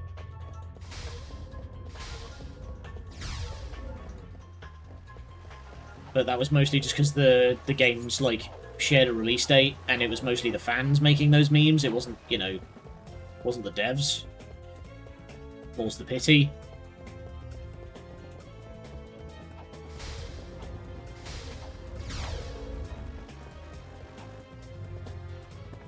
But speaking of old classics, my boy Spyro is finally... I don't know if I mentioned this before, but during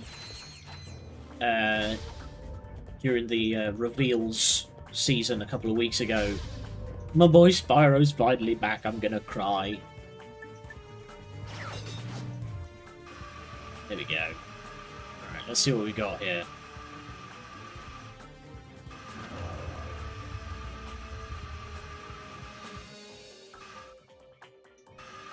Ooh, that was a big drop.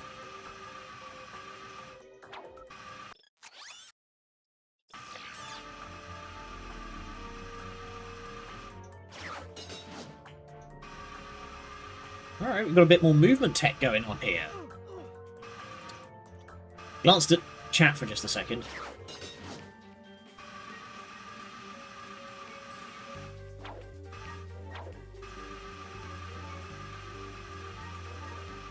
And...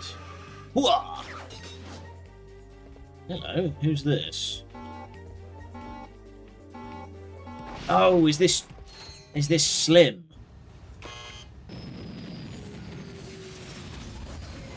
It is. The weapon you want modified. Put it in the slot.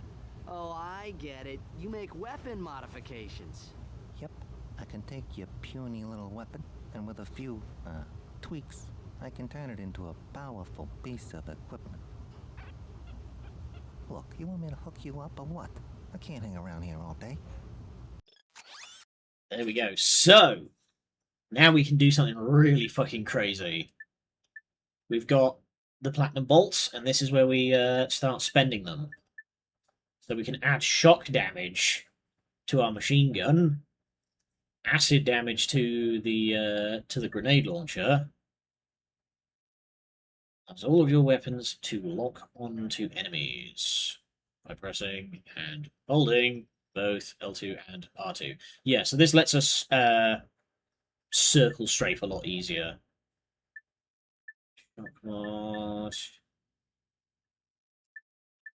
Yeah, you know what? I'm gonna get that one, and we're gonna get the lock on for the blitz gun. There we go. So yeah, we do actually have a reason to track down the platinum bolts now.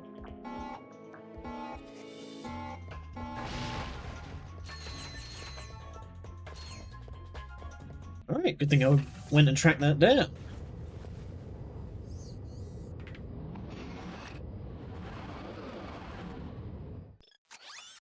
Okay.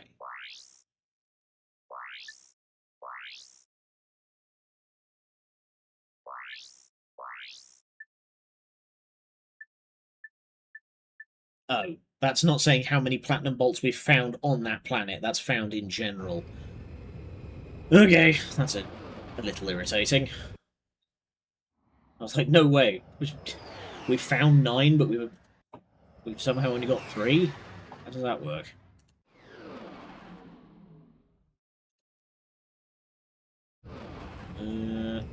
Okay.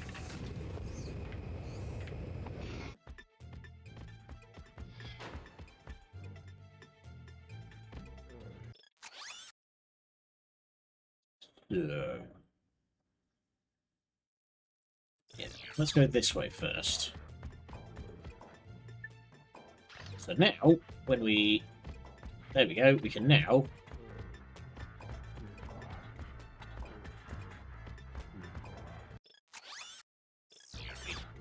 Try and show this off properly.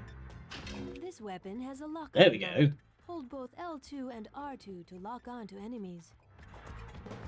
That is going to make our life a lot easier when fighting stuff.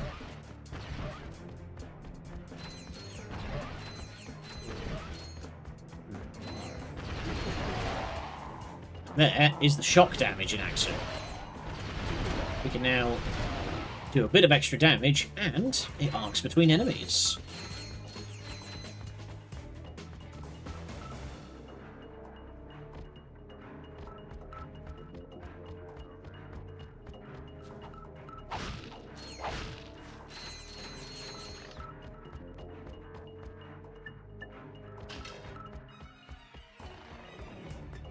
It's good to get the lock on for the blitz gun because oh wow, the The lock-on mod also adds health bars for all these guys.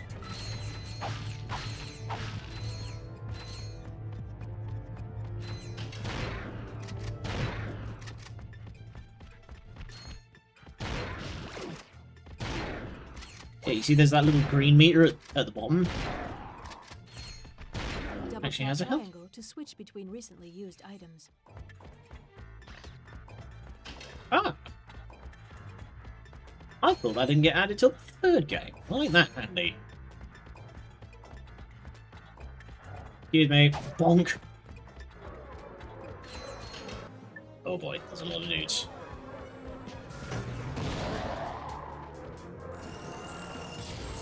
Oh! The mini nuke.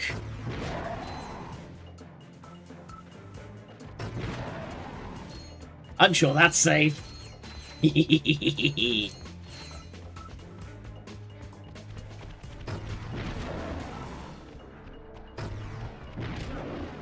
the benefit of raising the general, like, power level of the game, you know, more stronger enemies, more bigger weapons, is you can do dumb shit like that. You can just have a bridge full of, like, 20 fucking guys.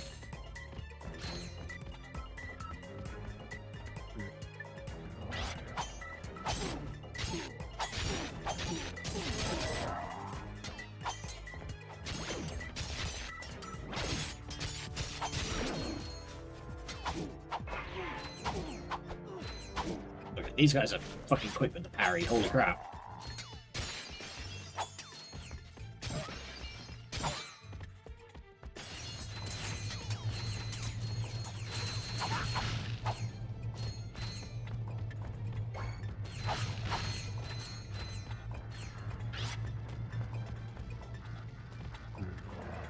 Oh, you boys made a mistake. Standing this close together. My reputation. Hell yeah. Oh. There we go. Oh. Accidentally turned on the blush. And I'm excited about the mini nuke. Goodness. I need to get a Stream Deck. Sooner rather than later. I can't be doing all this just using my function keys.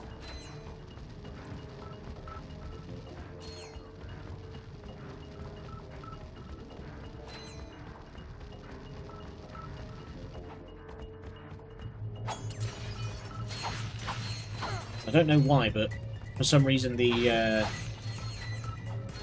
automatic thing on the hood and the glasses don't like it doesn't automatic anymore, and I don't know why.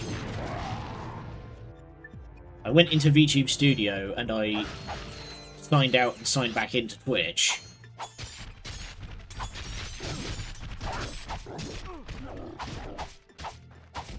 But it doesn't seem to have done anything.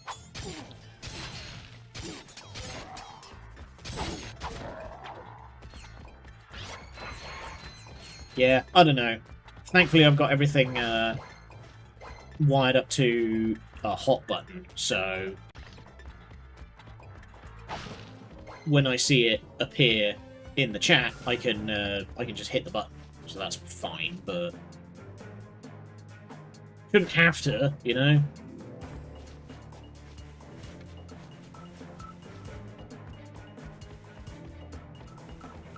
Fun fact, I did not ask Moon to put this feature in. This was entirely of her own doing. She put the glasses toggle on herself.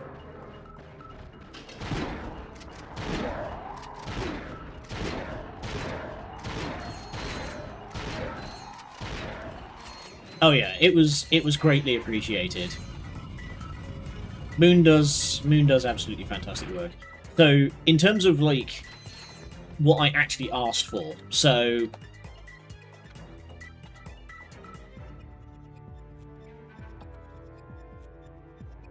those are the three that I asked for. The blush and the glasses toggle, that was entirely her own doing. That was entirely Moon's doing.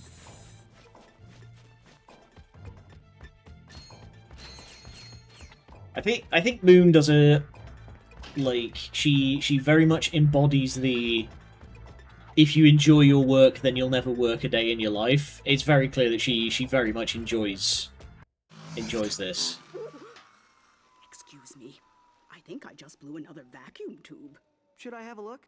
My word! You young people are so fresh these days. Oh, don't feel bad. Oh yeah, I'm pretty sure she Yes, doesn't I'm sleep. just old-fashioned about that sort of thing. Did you know that I've been with Gadgetron since the beginning? So you sell these gadgets? Darling, they sell themselves.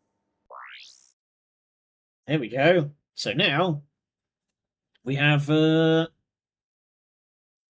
we can purchase Ratchet and Clank 1 guns, and they're way cheaper because we have a Ratchet and Clank 1 save. Also, we can get the ones that we had in the game for free. Pretty simple. I'll buy the Visibomb gun, but probably not the other stuff because, unfortunately, because of the way that this stuff, because of the way that the game works, the old guns are not particularly great, apart from, yeah, the Rhino. Home in on every opponent with dozens of destructive missiles. But yeah, because these guys can't be upgraded, their power level kind of peaks out pretty quickly. I never got the Tesla Claw in the first game, so we'll do that, and might as well buy the other stuff, but I'm probably not going to use it. So yeah, weapons that I didn't show off in the first game. Decoy gun. It makes a little guy. And the Tesla Claw.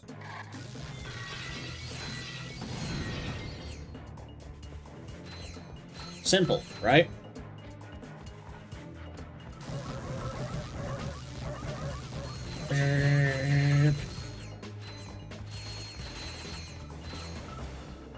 I know this one's extremely good up until the last upgrade. When you say upgrade, last upgrade changes how it works. Makes it bad. Wait, so does... Hey, who let you in here? Get lost before I flatten your robot into a hubcap. Touch him, and it's Plasma City! Oh gosh, you didn't have to yell. Why did he have to yell? Hey man. I can't hear you. La la la la. Only the little guy. Sir, it is okay. We are your fellow desert riders. You're? So you understand my sensitivities? Absolutely, sir.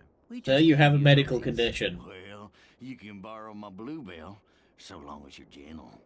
She just needs a few repairs. Hang in there, my brother. Bluebell is in good hands. We are dealing with the probably the softest outlaw biker gang this side of the Mississippi.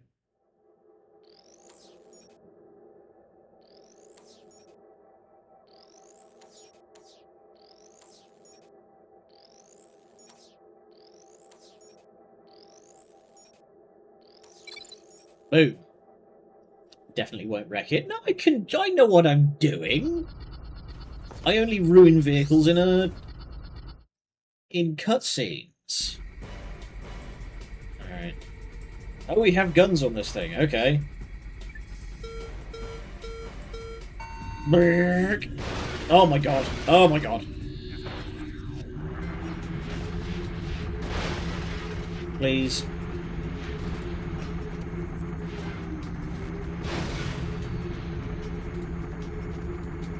Oh my god.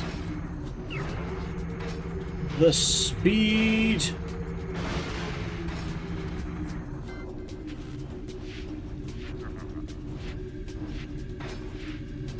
Dang it.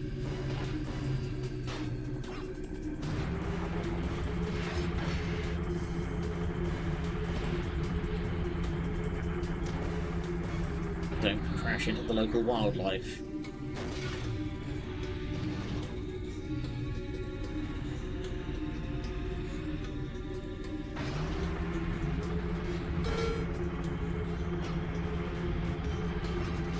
to use the forks.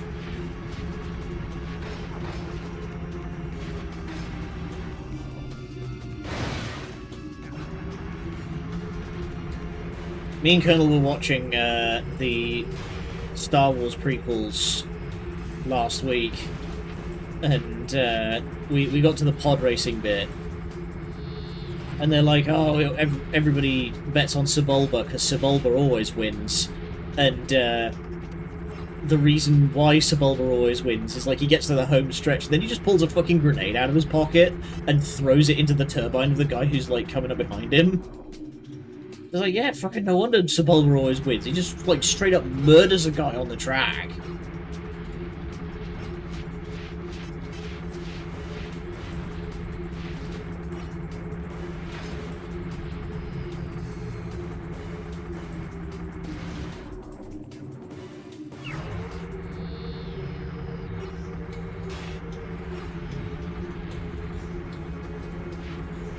I am locked in.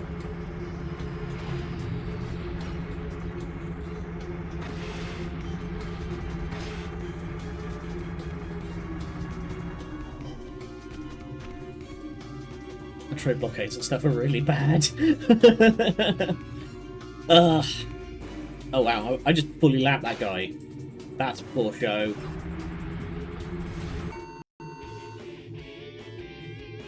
See, the thing is, like, we were watching the film and we were like, you get to the episode 2 and the trade dispute stuff actually makes a lot of sense, mostly because of one throwaway line, which is Newt Gunray, who's like the viceroy leader of the Trade Federation, went to court 4 times for over the 15-year gap between episodes 1 and 2. He was in and out of court 4 times and got away with it. Could you imagine the, like, uproar that would have happened if they found, like, you know, the guy that did 9/11, basically? You know, if they took Bin Laden to court and he just got away with it. Like, that's why the trade disputes in... Thank you, my dude. Did the trade blockade kill that many? Yeah, dude! Yeah! Thugs for less employees. First of all, whatever slug brain's been eating all the choochie bars in the break room, better quit stuffing his face. Around. Hey, turn those lights off! It's bad feng shui. I'm trying to be mysterious. Our space rendezvous point has been moved to, and listen up, knuckleheads, the Felsen system in sector 1, 2, 3, 4, 5. If you're no good with numbers, find a buddy to help you. Lastly, the company picnic is this Sunday. Why do we even hire these guys? Bring your own juice this time. Hey! I saw that, Cletus! You just earned yourself a write-up. Don't worry. The boss only yells because he loves us. Yes, sir. I do feel his affection. Did you see that broadcast? Not really. We should scope out that rendezvous point. Yes, we might intercept some stray transmissions. Amazing. But yeah, the trade blockades, it wasn't just a blockade, but they, like, fully put the planet to siege. There was a ground invasion. There was concentration camps. Like, it was bad. And Newt Gunray got away with it down to the last. So it's like, yeah, that's why Palpatine was able to turn the Republic into the Empire, because the Republic just let shit like that slide because the Trade Federation brought in a lot of money. Like,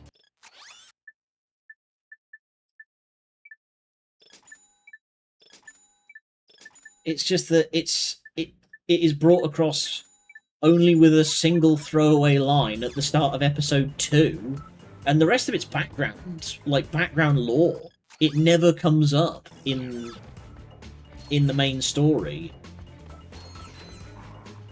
Like, Palpatine sort of alludes to it a bit by saying, oh yeah, the Trade Federation have a senatorial seat, which is, you know, pretty fucked up. Could you imagine if, like, fucking Apple had a member of parliament that just represented them?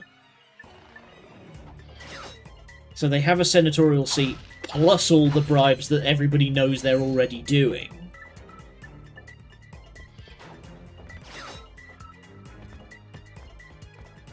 So yeah,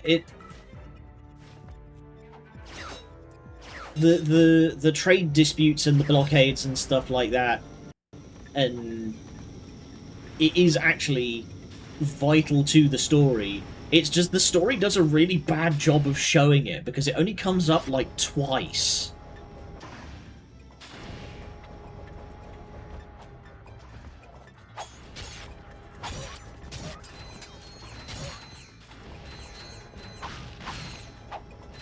You need to read all the books? Yeah. Well, I'm told that if you don't want to read all the books, if you just read the novelization of Episode 3, which I haven't finished yet,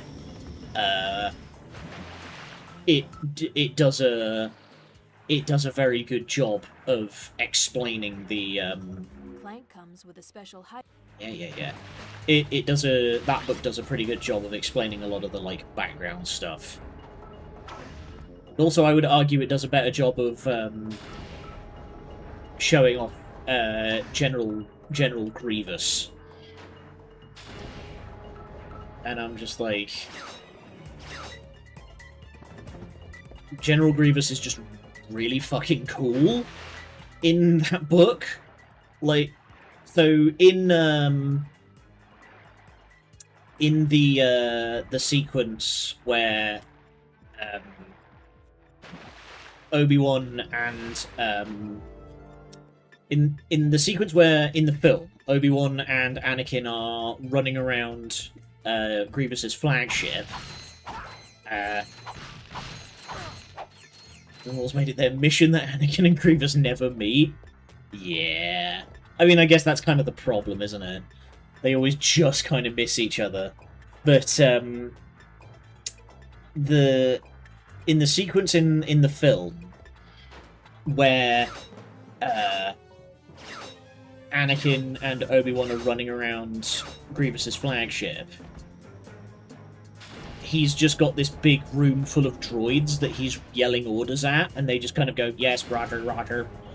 In the book, it's a whole bunch of Nemoidians. The same kind of, like, weird, like, fish people that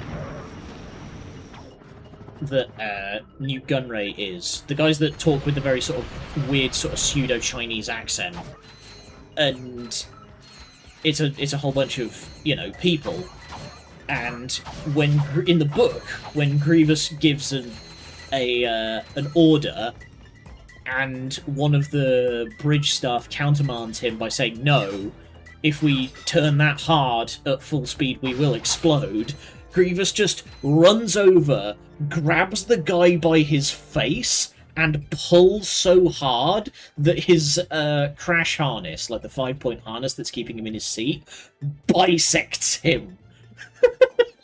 It's fucking gross. And yeah, he just, like, fully pulls the guy out of his own torso and then throws the chunks aside, points to the nearest guy and is like, you're senior gunnery now, sit down. And the guy just kind of goes, okay.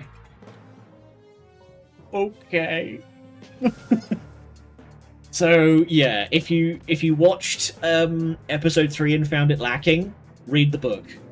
It's really good. And they also make the fight. Okay, I'm sorry.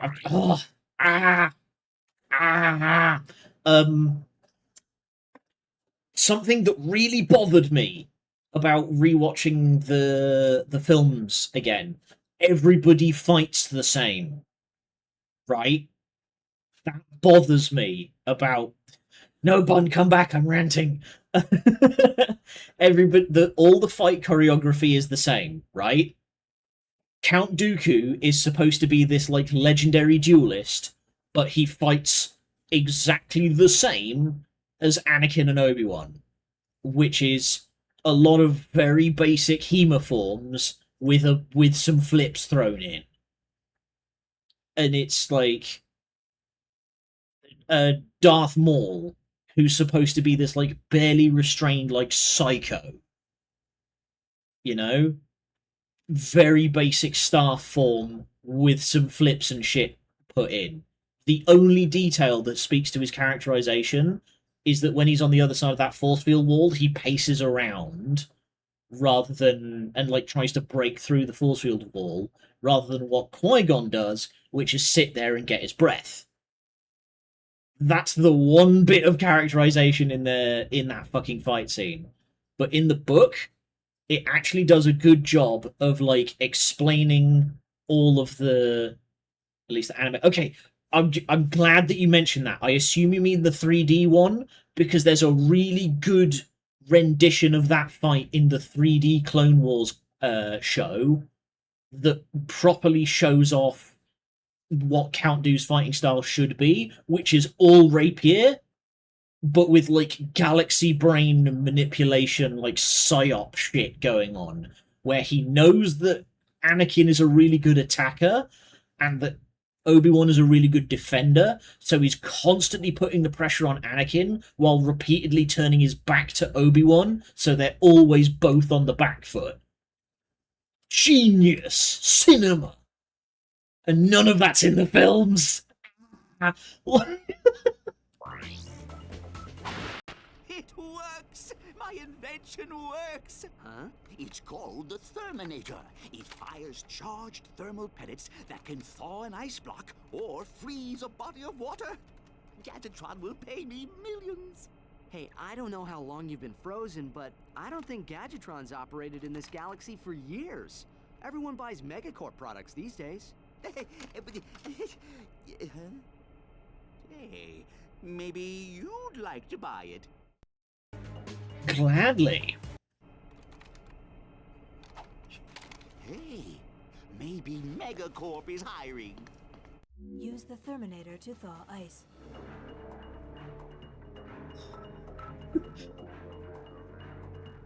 Got turn off rice cooker here, come back but I'm ranting.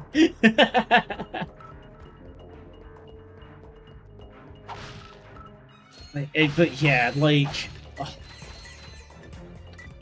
from what I have seen,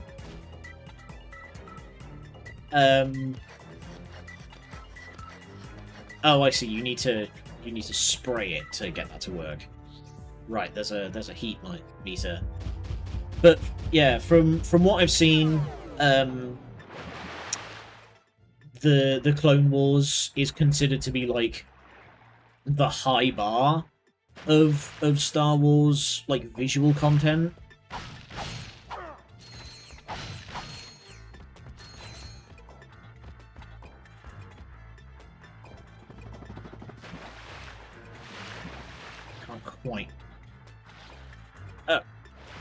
Can't quite make that. Well, let's freeze it again.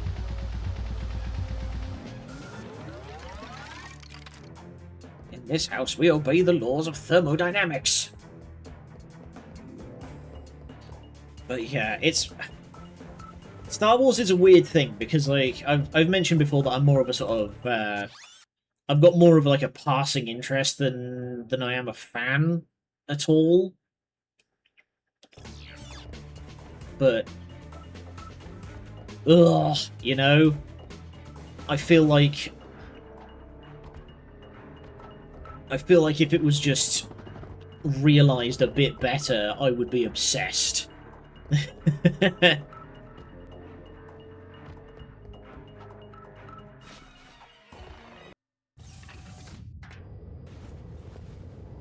But, like, the fight choreography is weird in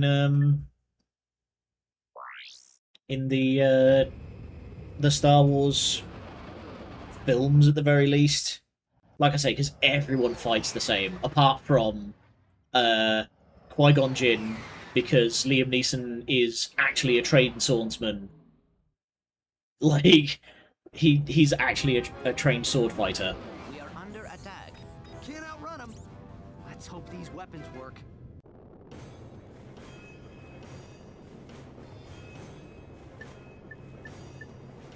Alright. Let's start a fight.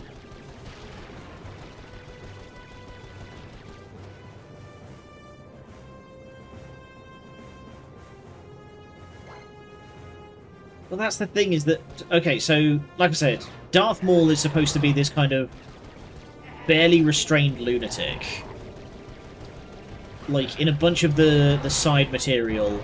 well, actually, in the book of... the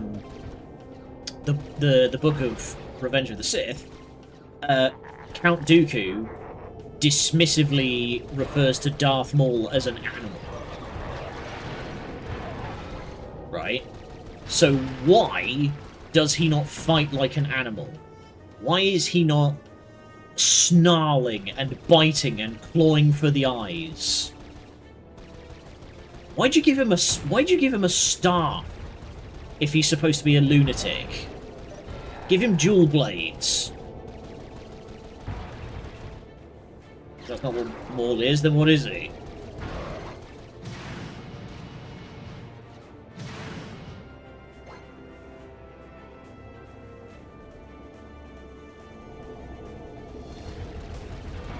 Fool.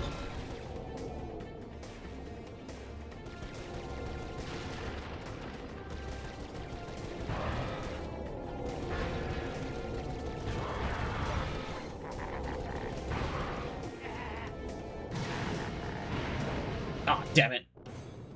Turned way too sharp there and just crashed. He's actually skilled and focused, he just wanted to drive over the kid for the fun of it.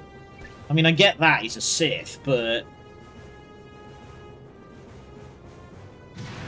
Like I said, in the side material, they refer to him as an animal.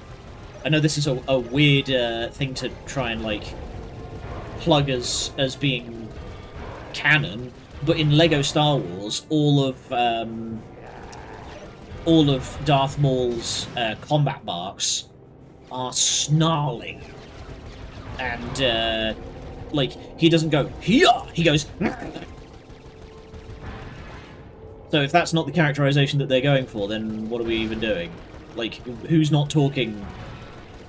What side material? The books, the games. I'm pretty sure in the Clone Wars he's like, in Ava. Maybe you can confirm. In one of the like side clone. Yeah, in Clone Wars he comes back and he's got like these sort of fucked up spider legs, right? Because he apparently survived getting cut in half. And was just like, you know what I need? I need to look like a fucking soul grinder from 40k.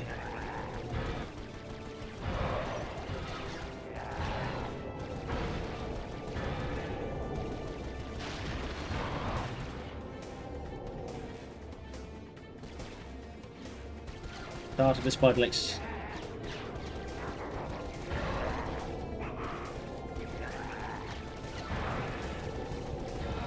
Well, okay, let me compare to some other stuff. Spoilers for the Jedi games, Fallen Order and Survivor. When you fight Darth Vader in those, Darth Vader is a big he's a big slow machine. But in the context of his story, fear leads to anger, anger leads to hate, hate leads to suffering. More than anything, Anakin was scared of loss. His own loss, primarily. You know, he was scared of losing his mother, scared of losing Padme. As such, Darth Vader fights slowly. He is a big, lumbering hammer. You cannot parry Darth Vader. He is simply too powerful. You just get flanked. So why does Darth Maul not get that characterization?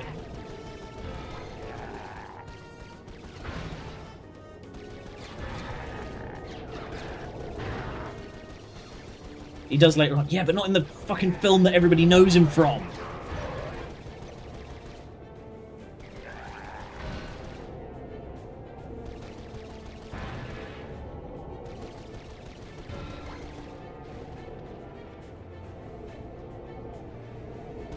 Get in front of me, you fuckers. There we go.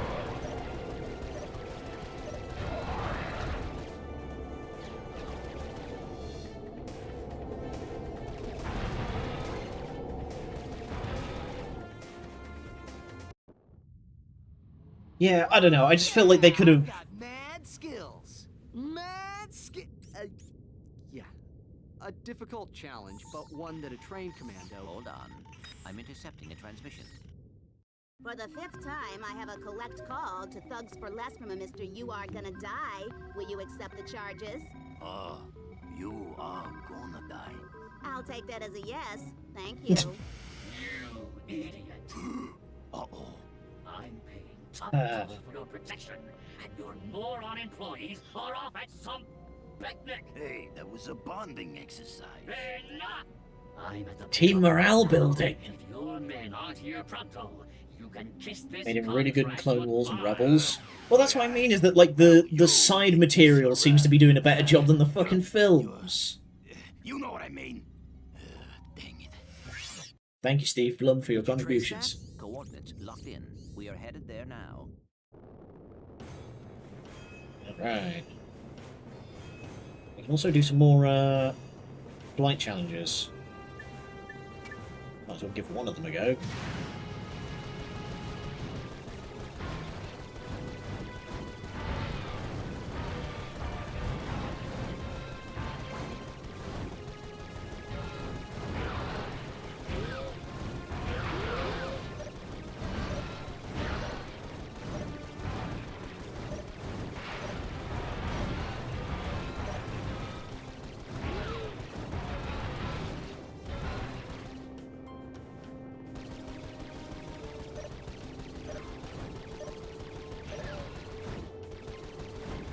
So, I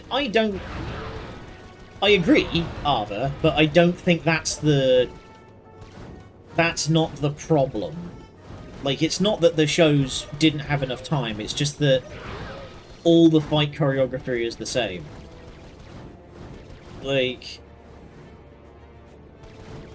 you should be using the time to do, you know, the fight choreography to be doing more character building.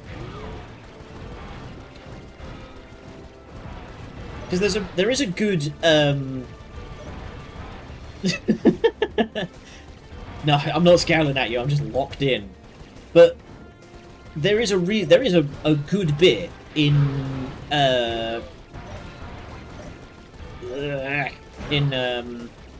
episode 3 where Anakin and Obi-Wan are fighting on Mustafar on the lava planet near the end.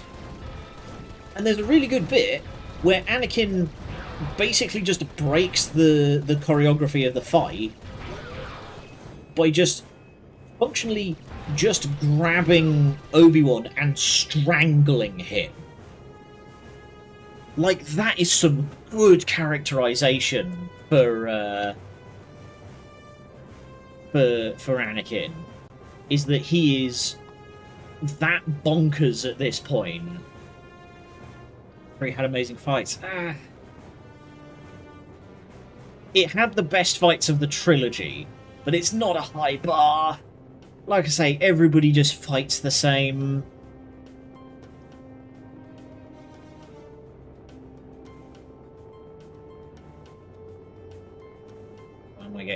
Why am I being notified?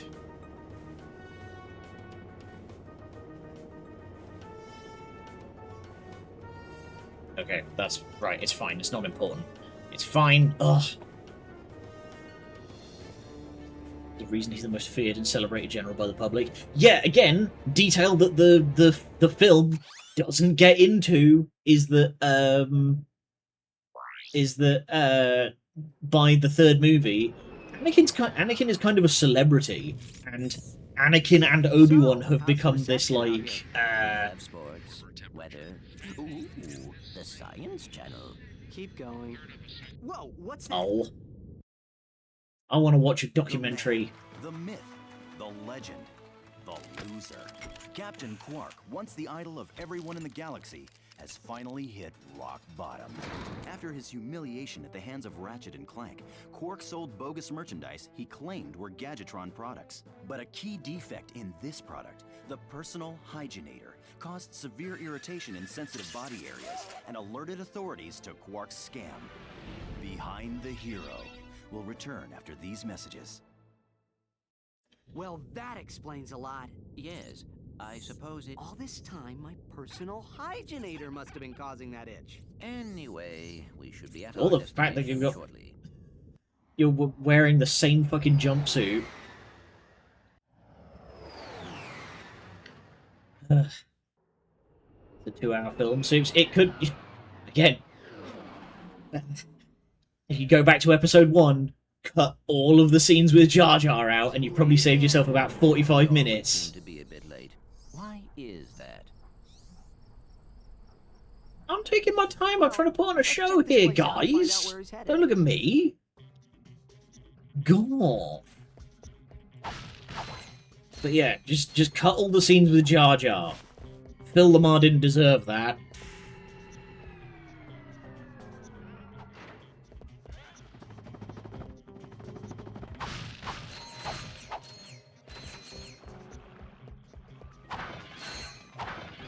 That would have saved you about 45 minutes of full screen time that you could have used for more interesting character development. Popcorn movies at the end. They're supposed to be like character dramas, though. Only service Jar Jar served as comedic effect. Not true. There is one scene where he gets tricked by Palpatine. That is the entire... all that Jar Jar does is he in the service of that narrative is that he gets tricked by Palpatine during one of the election cycles to vote for Palpatine to have more power, like more executive power. That's all that Jar Jar does in those movies, and he's not even in the third one. It's fucking ridiculous. He literally added him for the children. Fuck them kids! Bill says he added him for kids for comedy. Well, the trouble's there is he's not funny. He's just a bumbler.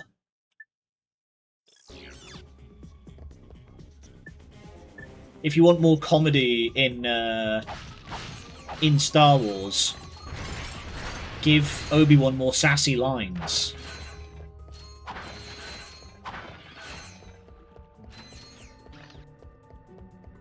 Obi-Wan's great for comic effects because he's just so delightfully sarky for a guy who's supposed to be a warrior monk. Those don't work on children. Fuck them kids! Why have I got to watch a worse movie because of children? Teach your kids media literacy, you shits. Only to appeal to children.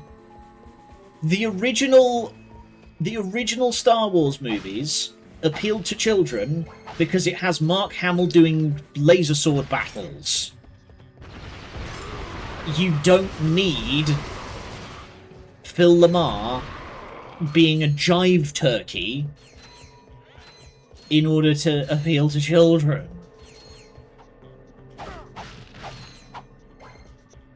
Why are you flashing like you're taking damage?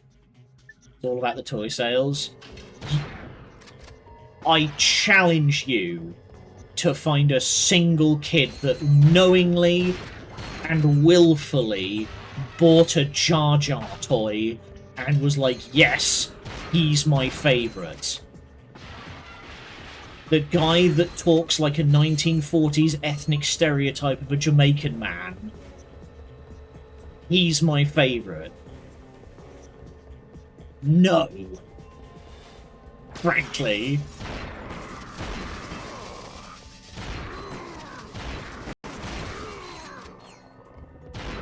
Kids want to buy toys of Han Solo because he's cool.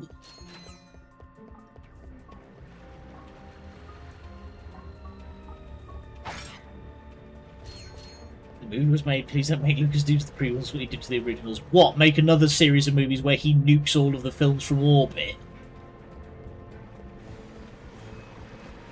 Fun fact, apparently if you overlay all of the planets that Starkiller Base destroys in episode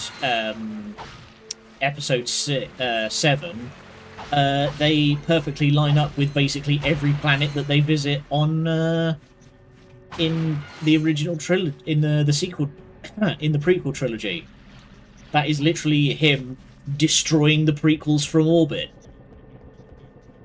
They blow up Coruscant, they blow up Tatooine, they blow up Naboo, and there's a couple of others.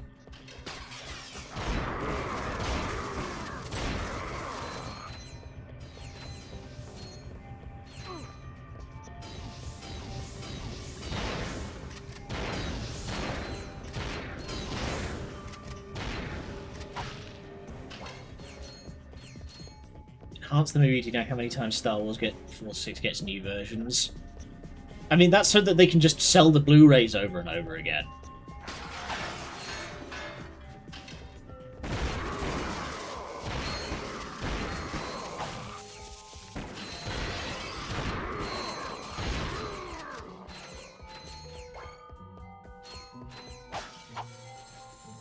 Literally because Lucas wanted to change things. What?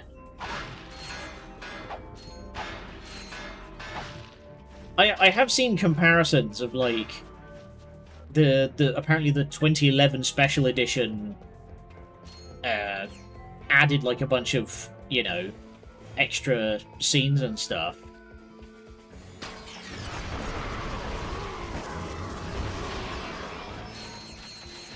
You know about the Jabba changes and the Who Shot First edits. I knew about the Who Shot First edits, but I did not know that Jabba had changed any. Oh, that looks suspicious. Every time new technology arrived, Lucas remade scenes from the first 3 movies. Oh god, I don't mean to put that evil into the world, but how long before we get the AI-enhanced, original trilogy? Jabba just used to be a fat guy? I mean, okay, that's probably a change for the better then. Lucas no longer working on Star Wars, he can't do it anymore. Good! The guy clearly doesn't know what he's doing. Lucas is a very good world builder, but he is not a very good writer.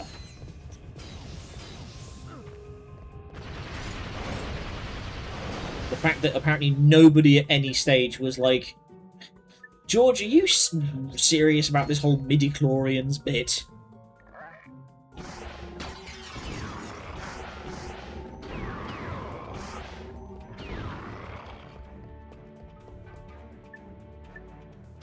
I think the sequels I would have liked to have had Lucas and Screw do it. 3 different directors sucked. Well, that's a whole different thing.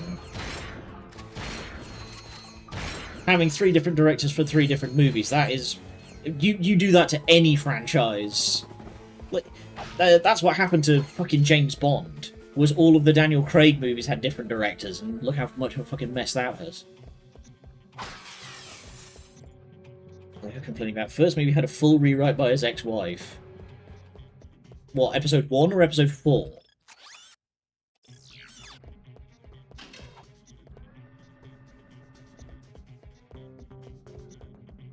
Ooh. You have found a nanotech boost. Nanotech boosts instantly increase your maximum nanotech capacity. So much stuff we thankfully didn't get because his ex-wife was on his team. Went George no. Well, they probably could have done standard to get in there a bit more. Again, did we really have to have... I know this is like recycling a fucking 30-year-old like debate at this stage, but Why midichlorians? Episode 7 and 9 had the same director, and 8 had a different director. That's why 7 through 9 was such a mess. Didn't those directors also hate one another? I'm not sure if I'm remembering that correctly, but I seem to recall there being some drama between them. But, like, the director of episode 7 made some statements about, like, how, like, certain story beats should work, and then it was just, like, immediately... Director of 8 hated Star Wars or some shit? Wow. Why... I don't understand how that happens. I'm not familiar with, like, the inner machinations of Hollywood, of, like, how people... how directors get chosen for a film. But I feel like, apparently this is a big problem with, like, Zack Snyder. Apparently Zack Snyder just hates superheroes as a concept. So why do they keep putting him in charge of superhero films? You know? I cannot... If somebody came up and said to me, hey, Soups, we want you to direct a season of a soap opera. I'm like, well, I fucking hate soap operas, so I'm not going to do it. You know? Even by the fact that I am conceptually opposed to soap operas, I hate that format, so I wouldn't be able to do it. You know? There's explosions and shit or something. Then do a military thriller. Do the Michael Bay thing where you just, like, make a bunch of, like, US Army wank.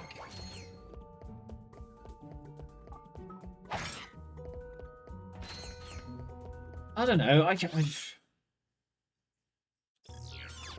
Why would you... How many zeros has the paycheck got to have for you to want to direct a movie whose genre you hate? These versions fully released in 1997. Wasn't there a 2011 version as well? I seem to remember there being a 2011 version. Like, me and... It was either me and Tinky or Ina were talking about it. Re-release Phantom. And they re-released everything in 3D. That was a weird fucking fad.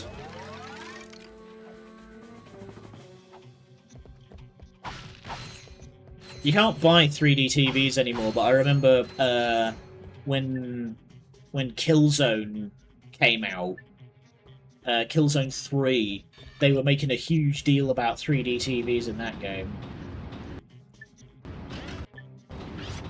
Like, you could have a 3D setting turned on, and fun fact, I heard that if you put the 3D on in Killzone 3, you could not use the sniper rifle in that game, because the 3D would fuck with the crosshairs so much that you wouldn't be able to see where you were aiming. The original tape of episode 1 in a special edition box. God damn.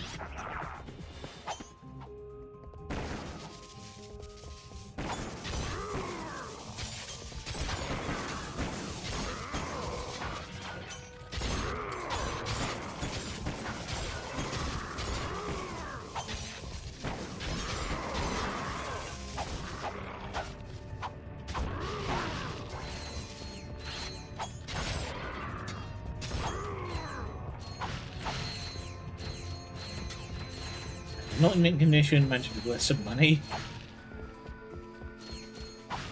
I don't know. I briefly flirted with the whole, like, with the whole, you know, selling collector's item stuff. That's where my old Pokemon card collection ended up.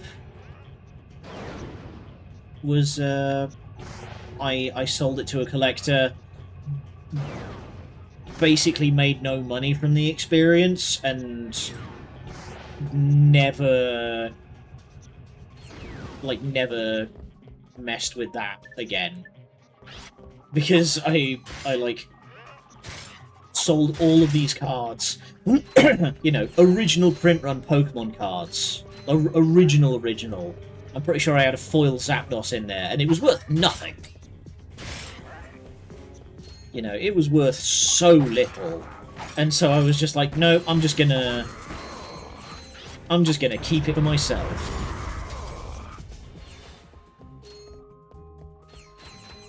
Because it just simply was not worth the effort.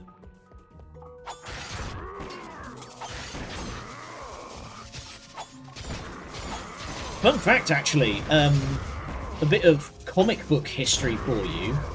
The reason why comic books were such a fucking mess in the 90s... Imagine if you sold them today, they'd be worth something. I mean, maybe, but they're long gone now.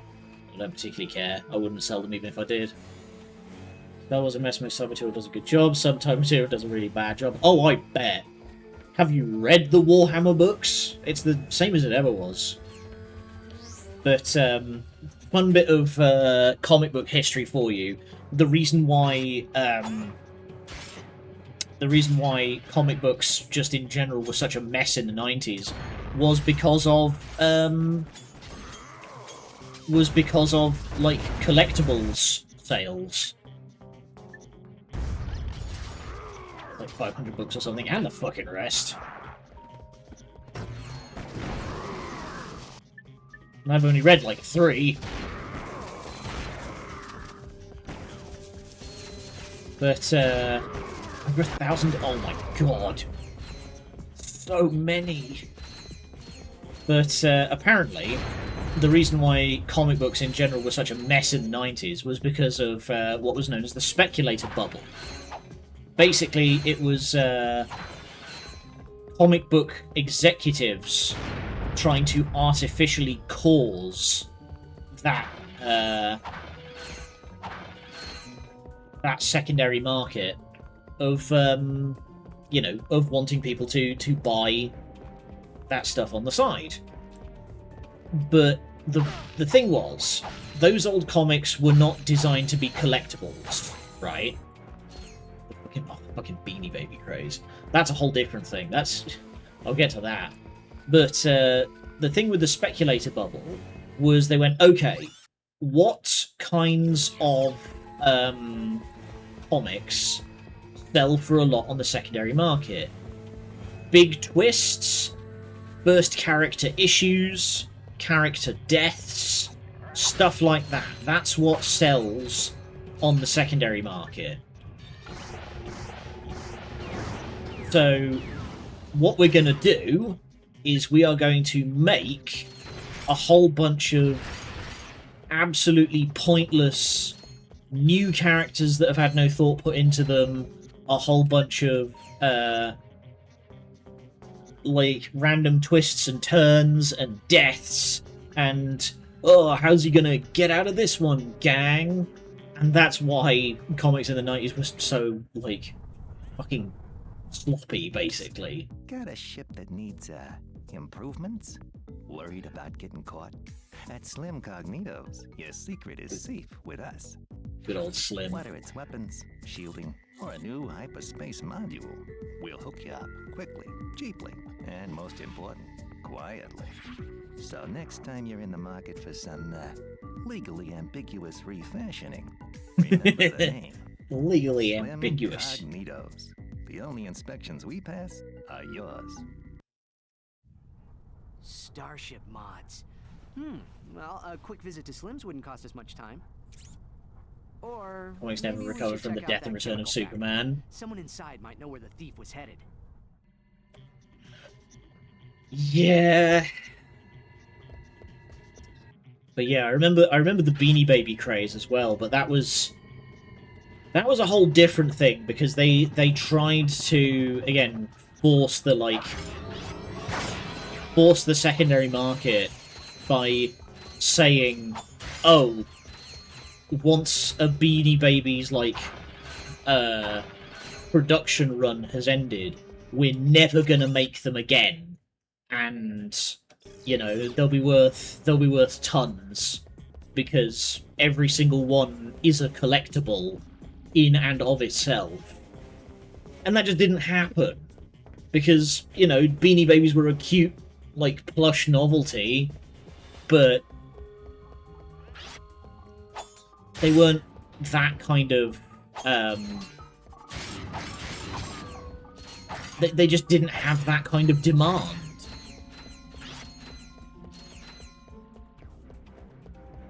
I also watched a very interesting thing about, like, you know, superhero deaths and stuff.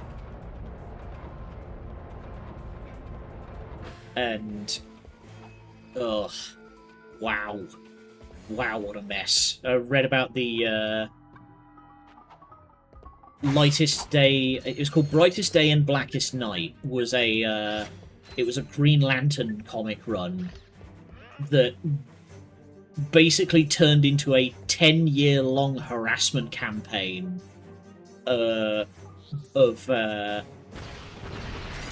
against a particular comic writer. Because, you know, there's been multiple different Batmen and Robins over the years. They kind of tried to do the same thing with Green Lantern, where they replaced Hal Jordan with some other dude whose name presently escapes me. And people fucking hated it, and they went absolute fucking Barbaroussa on this poor dude.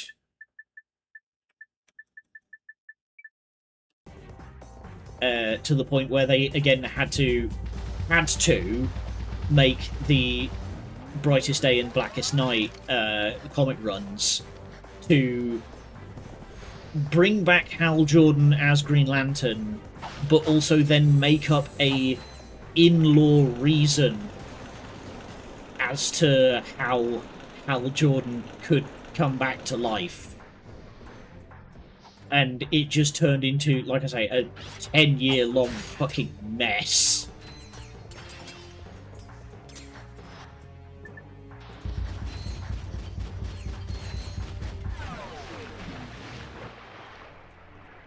Comic books are weird, man. I don't know how JC does it. Found the vid. I will check that out after. We've still got... I'm going to add a bit of stoppage time into things because I had to take that phone call. We accept that it's bad. I get that, but just like the amount of times where I've asked JC a comic book lore question, in particular in regards to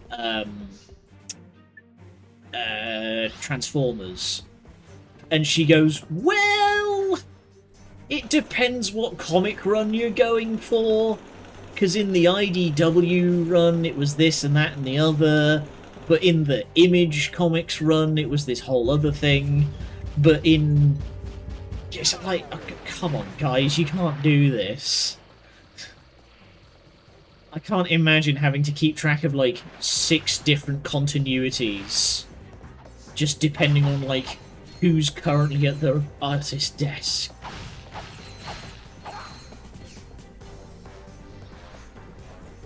On vacation where there was questions from Crow, we both exchanged views before answering. Yeah, I'm just imagining you looking at each other like...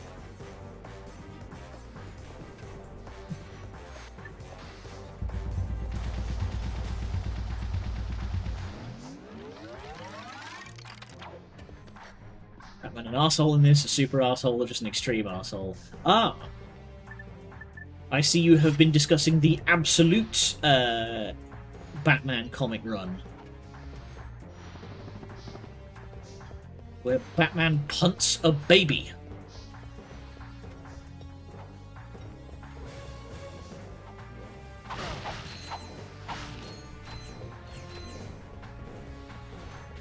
Absolute's getting a show, by the way. Nice. 81. Finally!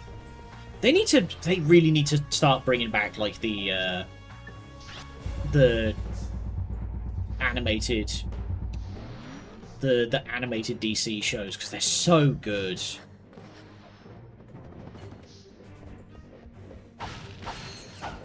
Yeah, Absolute Batman is kind of like... It's Batman sort of...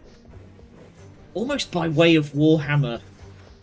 It's very over the top and grimdark, and so you know the crest that Batman has on his armor, like on the front chest of his armor, it pops off in Absolute Batman. It pops off, and oh god, I saw him a split moment too late. It pops off, and it is an axe.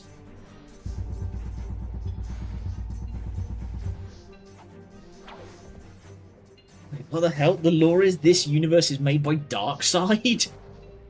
Huh?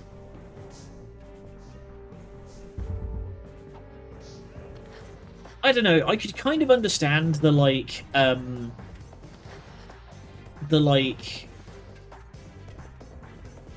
continuity and lore being a bit of a mess in stuff like the Injustice games, because like those are all right, let me rephrase that. I can understand like the lore and continuity being a bit of a mess in the games, because games are self-contained. Everyone has different lore in the Absolute Universe. Yeah, I have seen some clips, and it was like, in this universe, Batman and Killer Croc used to be friends when they were kids.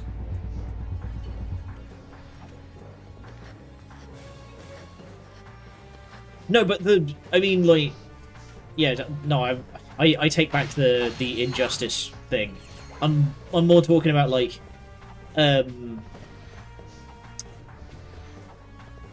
for example, like the DC animated universe. That's just Batman the Animated Series and the Justice League animated series. So it's pretty self-contained. And the Arkham games are all pretty self-contained. So, you know, I get it. I won't spoil stuff, it's all very dumb. Sounds like hotcakes, but dumb.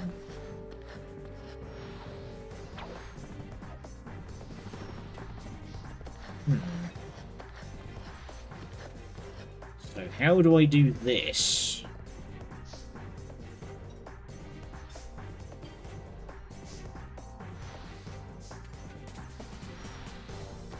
Can I kill you? No. Need to read more Absolute. Yeah, I've heard that some of them have been pretty good. I've been seeing a lot of people talk about Absolute Wonder Woman. Apparently that's quite good. Okay, how do I do this? I need it to be up. I need the water to be up in order to...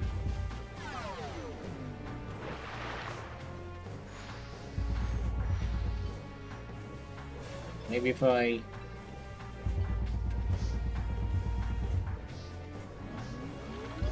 Dang it.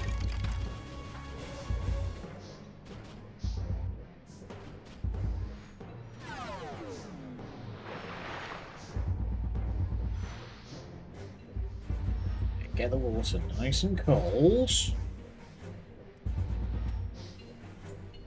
Let's see if that works. Is that enough? Not quite. Need better timing. Yeah, I have heard that that is pretty grimdark, and I oh yeah, I saw some clips from Absolute Green Arrow, and yeah, it's got like some cyberpunk to it.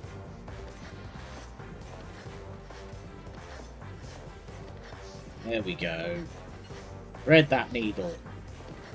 But yeah, it's got like some cyberpunk to it, because I saw a excerpt from it of a guy, this lady having her dad's life insurance policy cancelled, so he would lose access to his medication. Robots can assist us. Excuse me? Have you seen any masked weirdos? I think I had better do the talking. I don't speak binary. A masked customer picked up an order not long ago. Recently, they received a new transmission from him, and they are willing to show it to us for a small price. Oh, a small price, he says. Okay. Hello, yes. Hey! Yes, I need to order 2 more containers of sulfuric acid. Oops. Better make that 5 containers and 4 containers of liquid hydrogen. Maybe don't have this conversation in chemical storage. 6 crates of nitroglycerin and... Look, just give me double that. And I need it delivered. Okay, so that little guy's got teeth. Hey, what? What? Oh, nothing.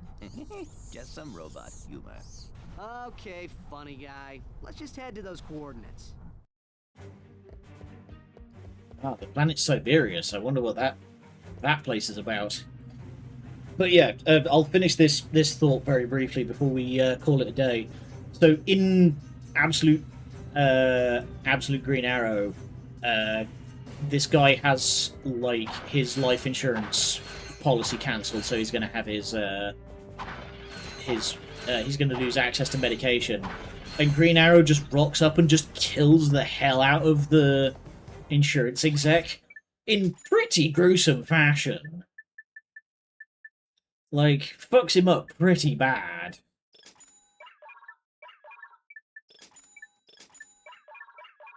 Alright, we now have a sniping rifle. Press R1.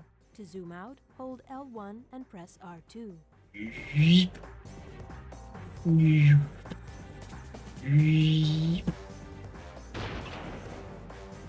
Ooh, that's a good sound.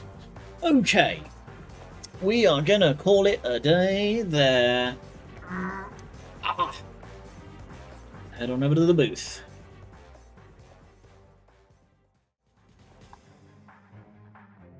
Alright, I will check out that video that you sent me, Burn, shortly. Alright, let's see who's on.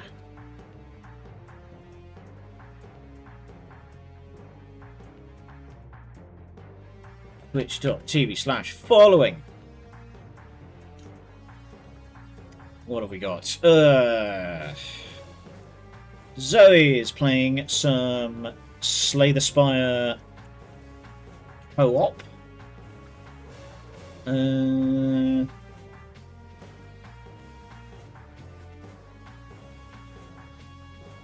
Celia's playing some Castlevania. That might be a good one. Ricky's playing some Yakuza. You know what? Let's go... Actually, let me see which Castlevania Celia's playing.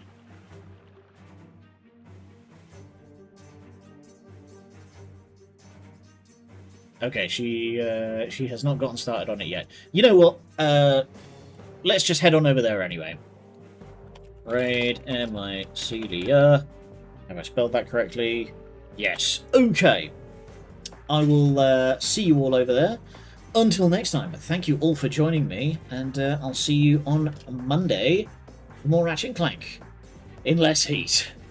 Until then, good night, and much love.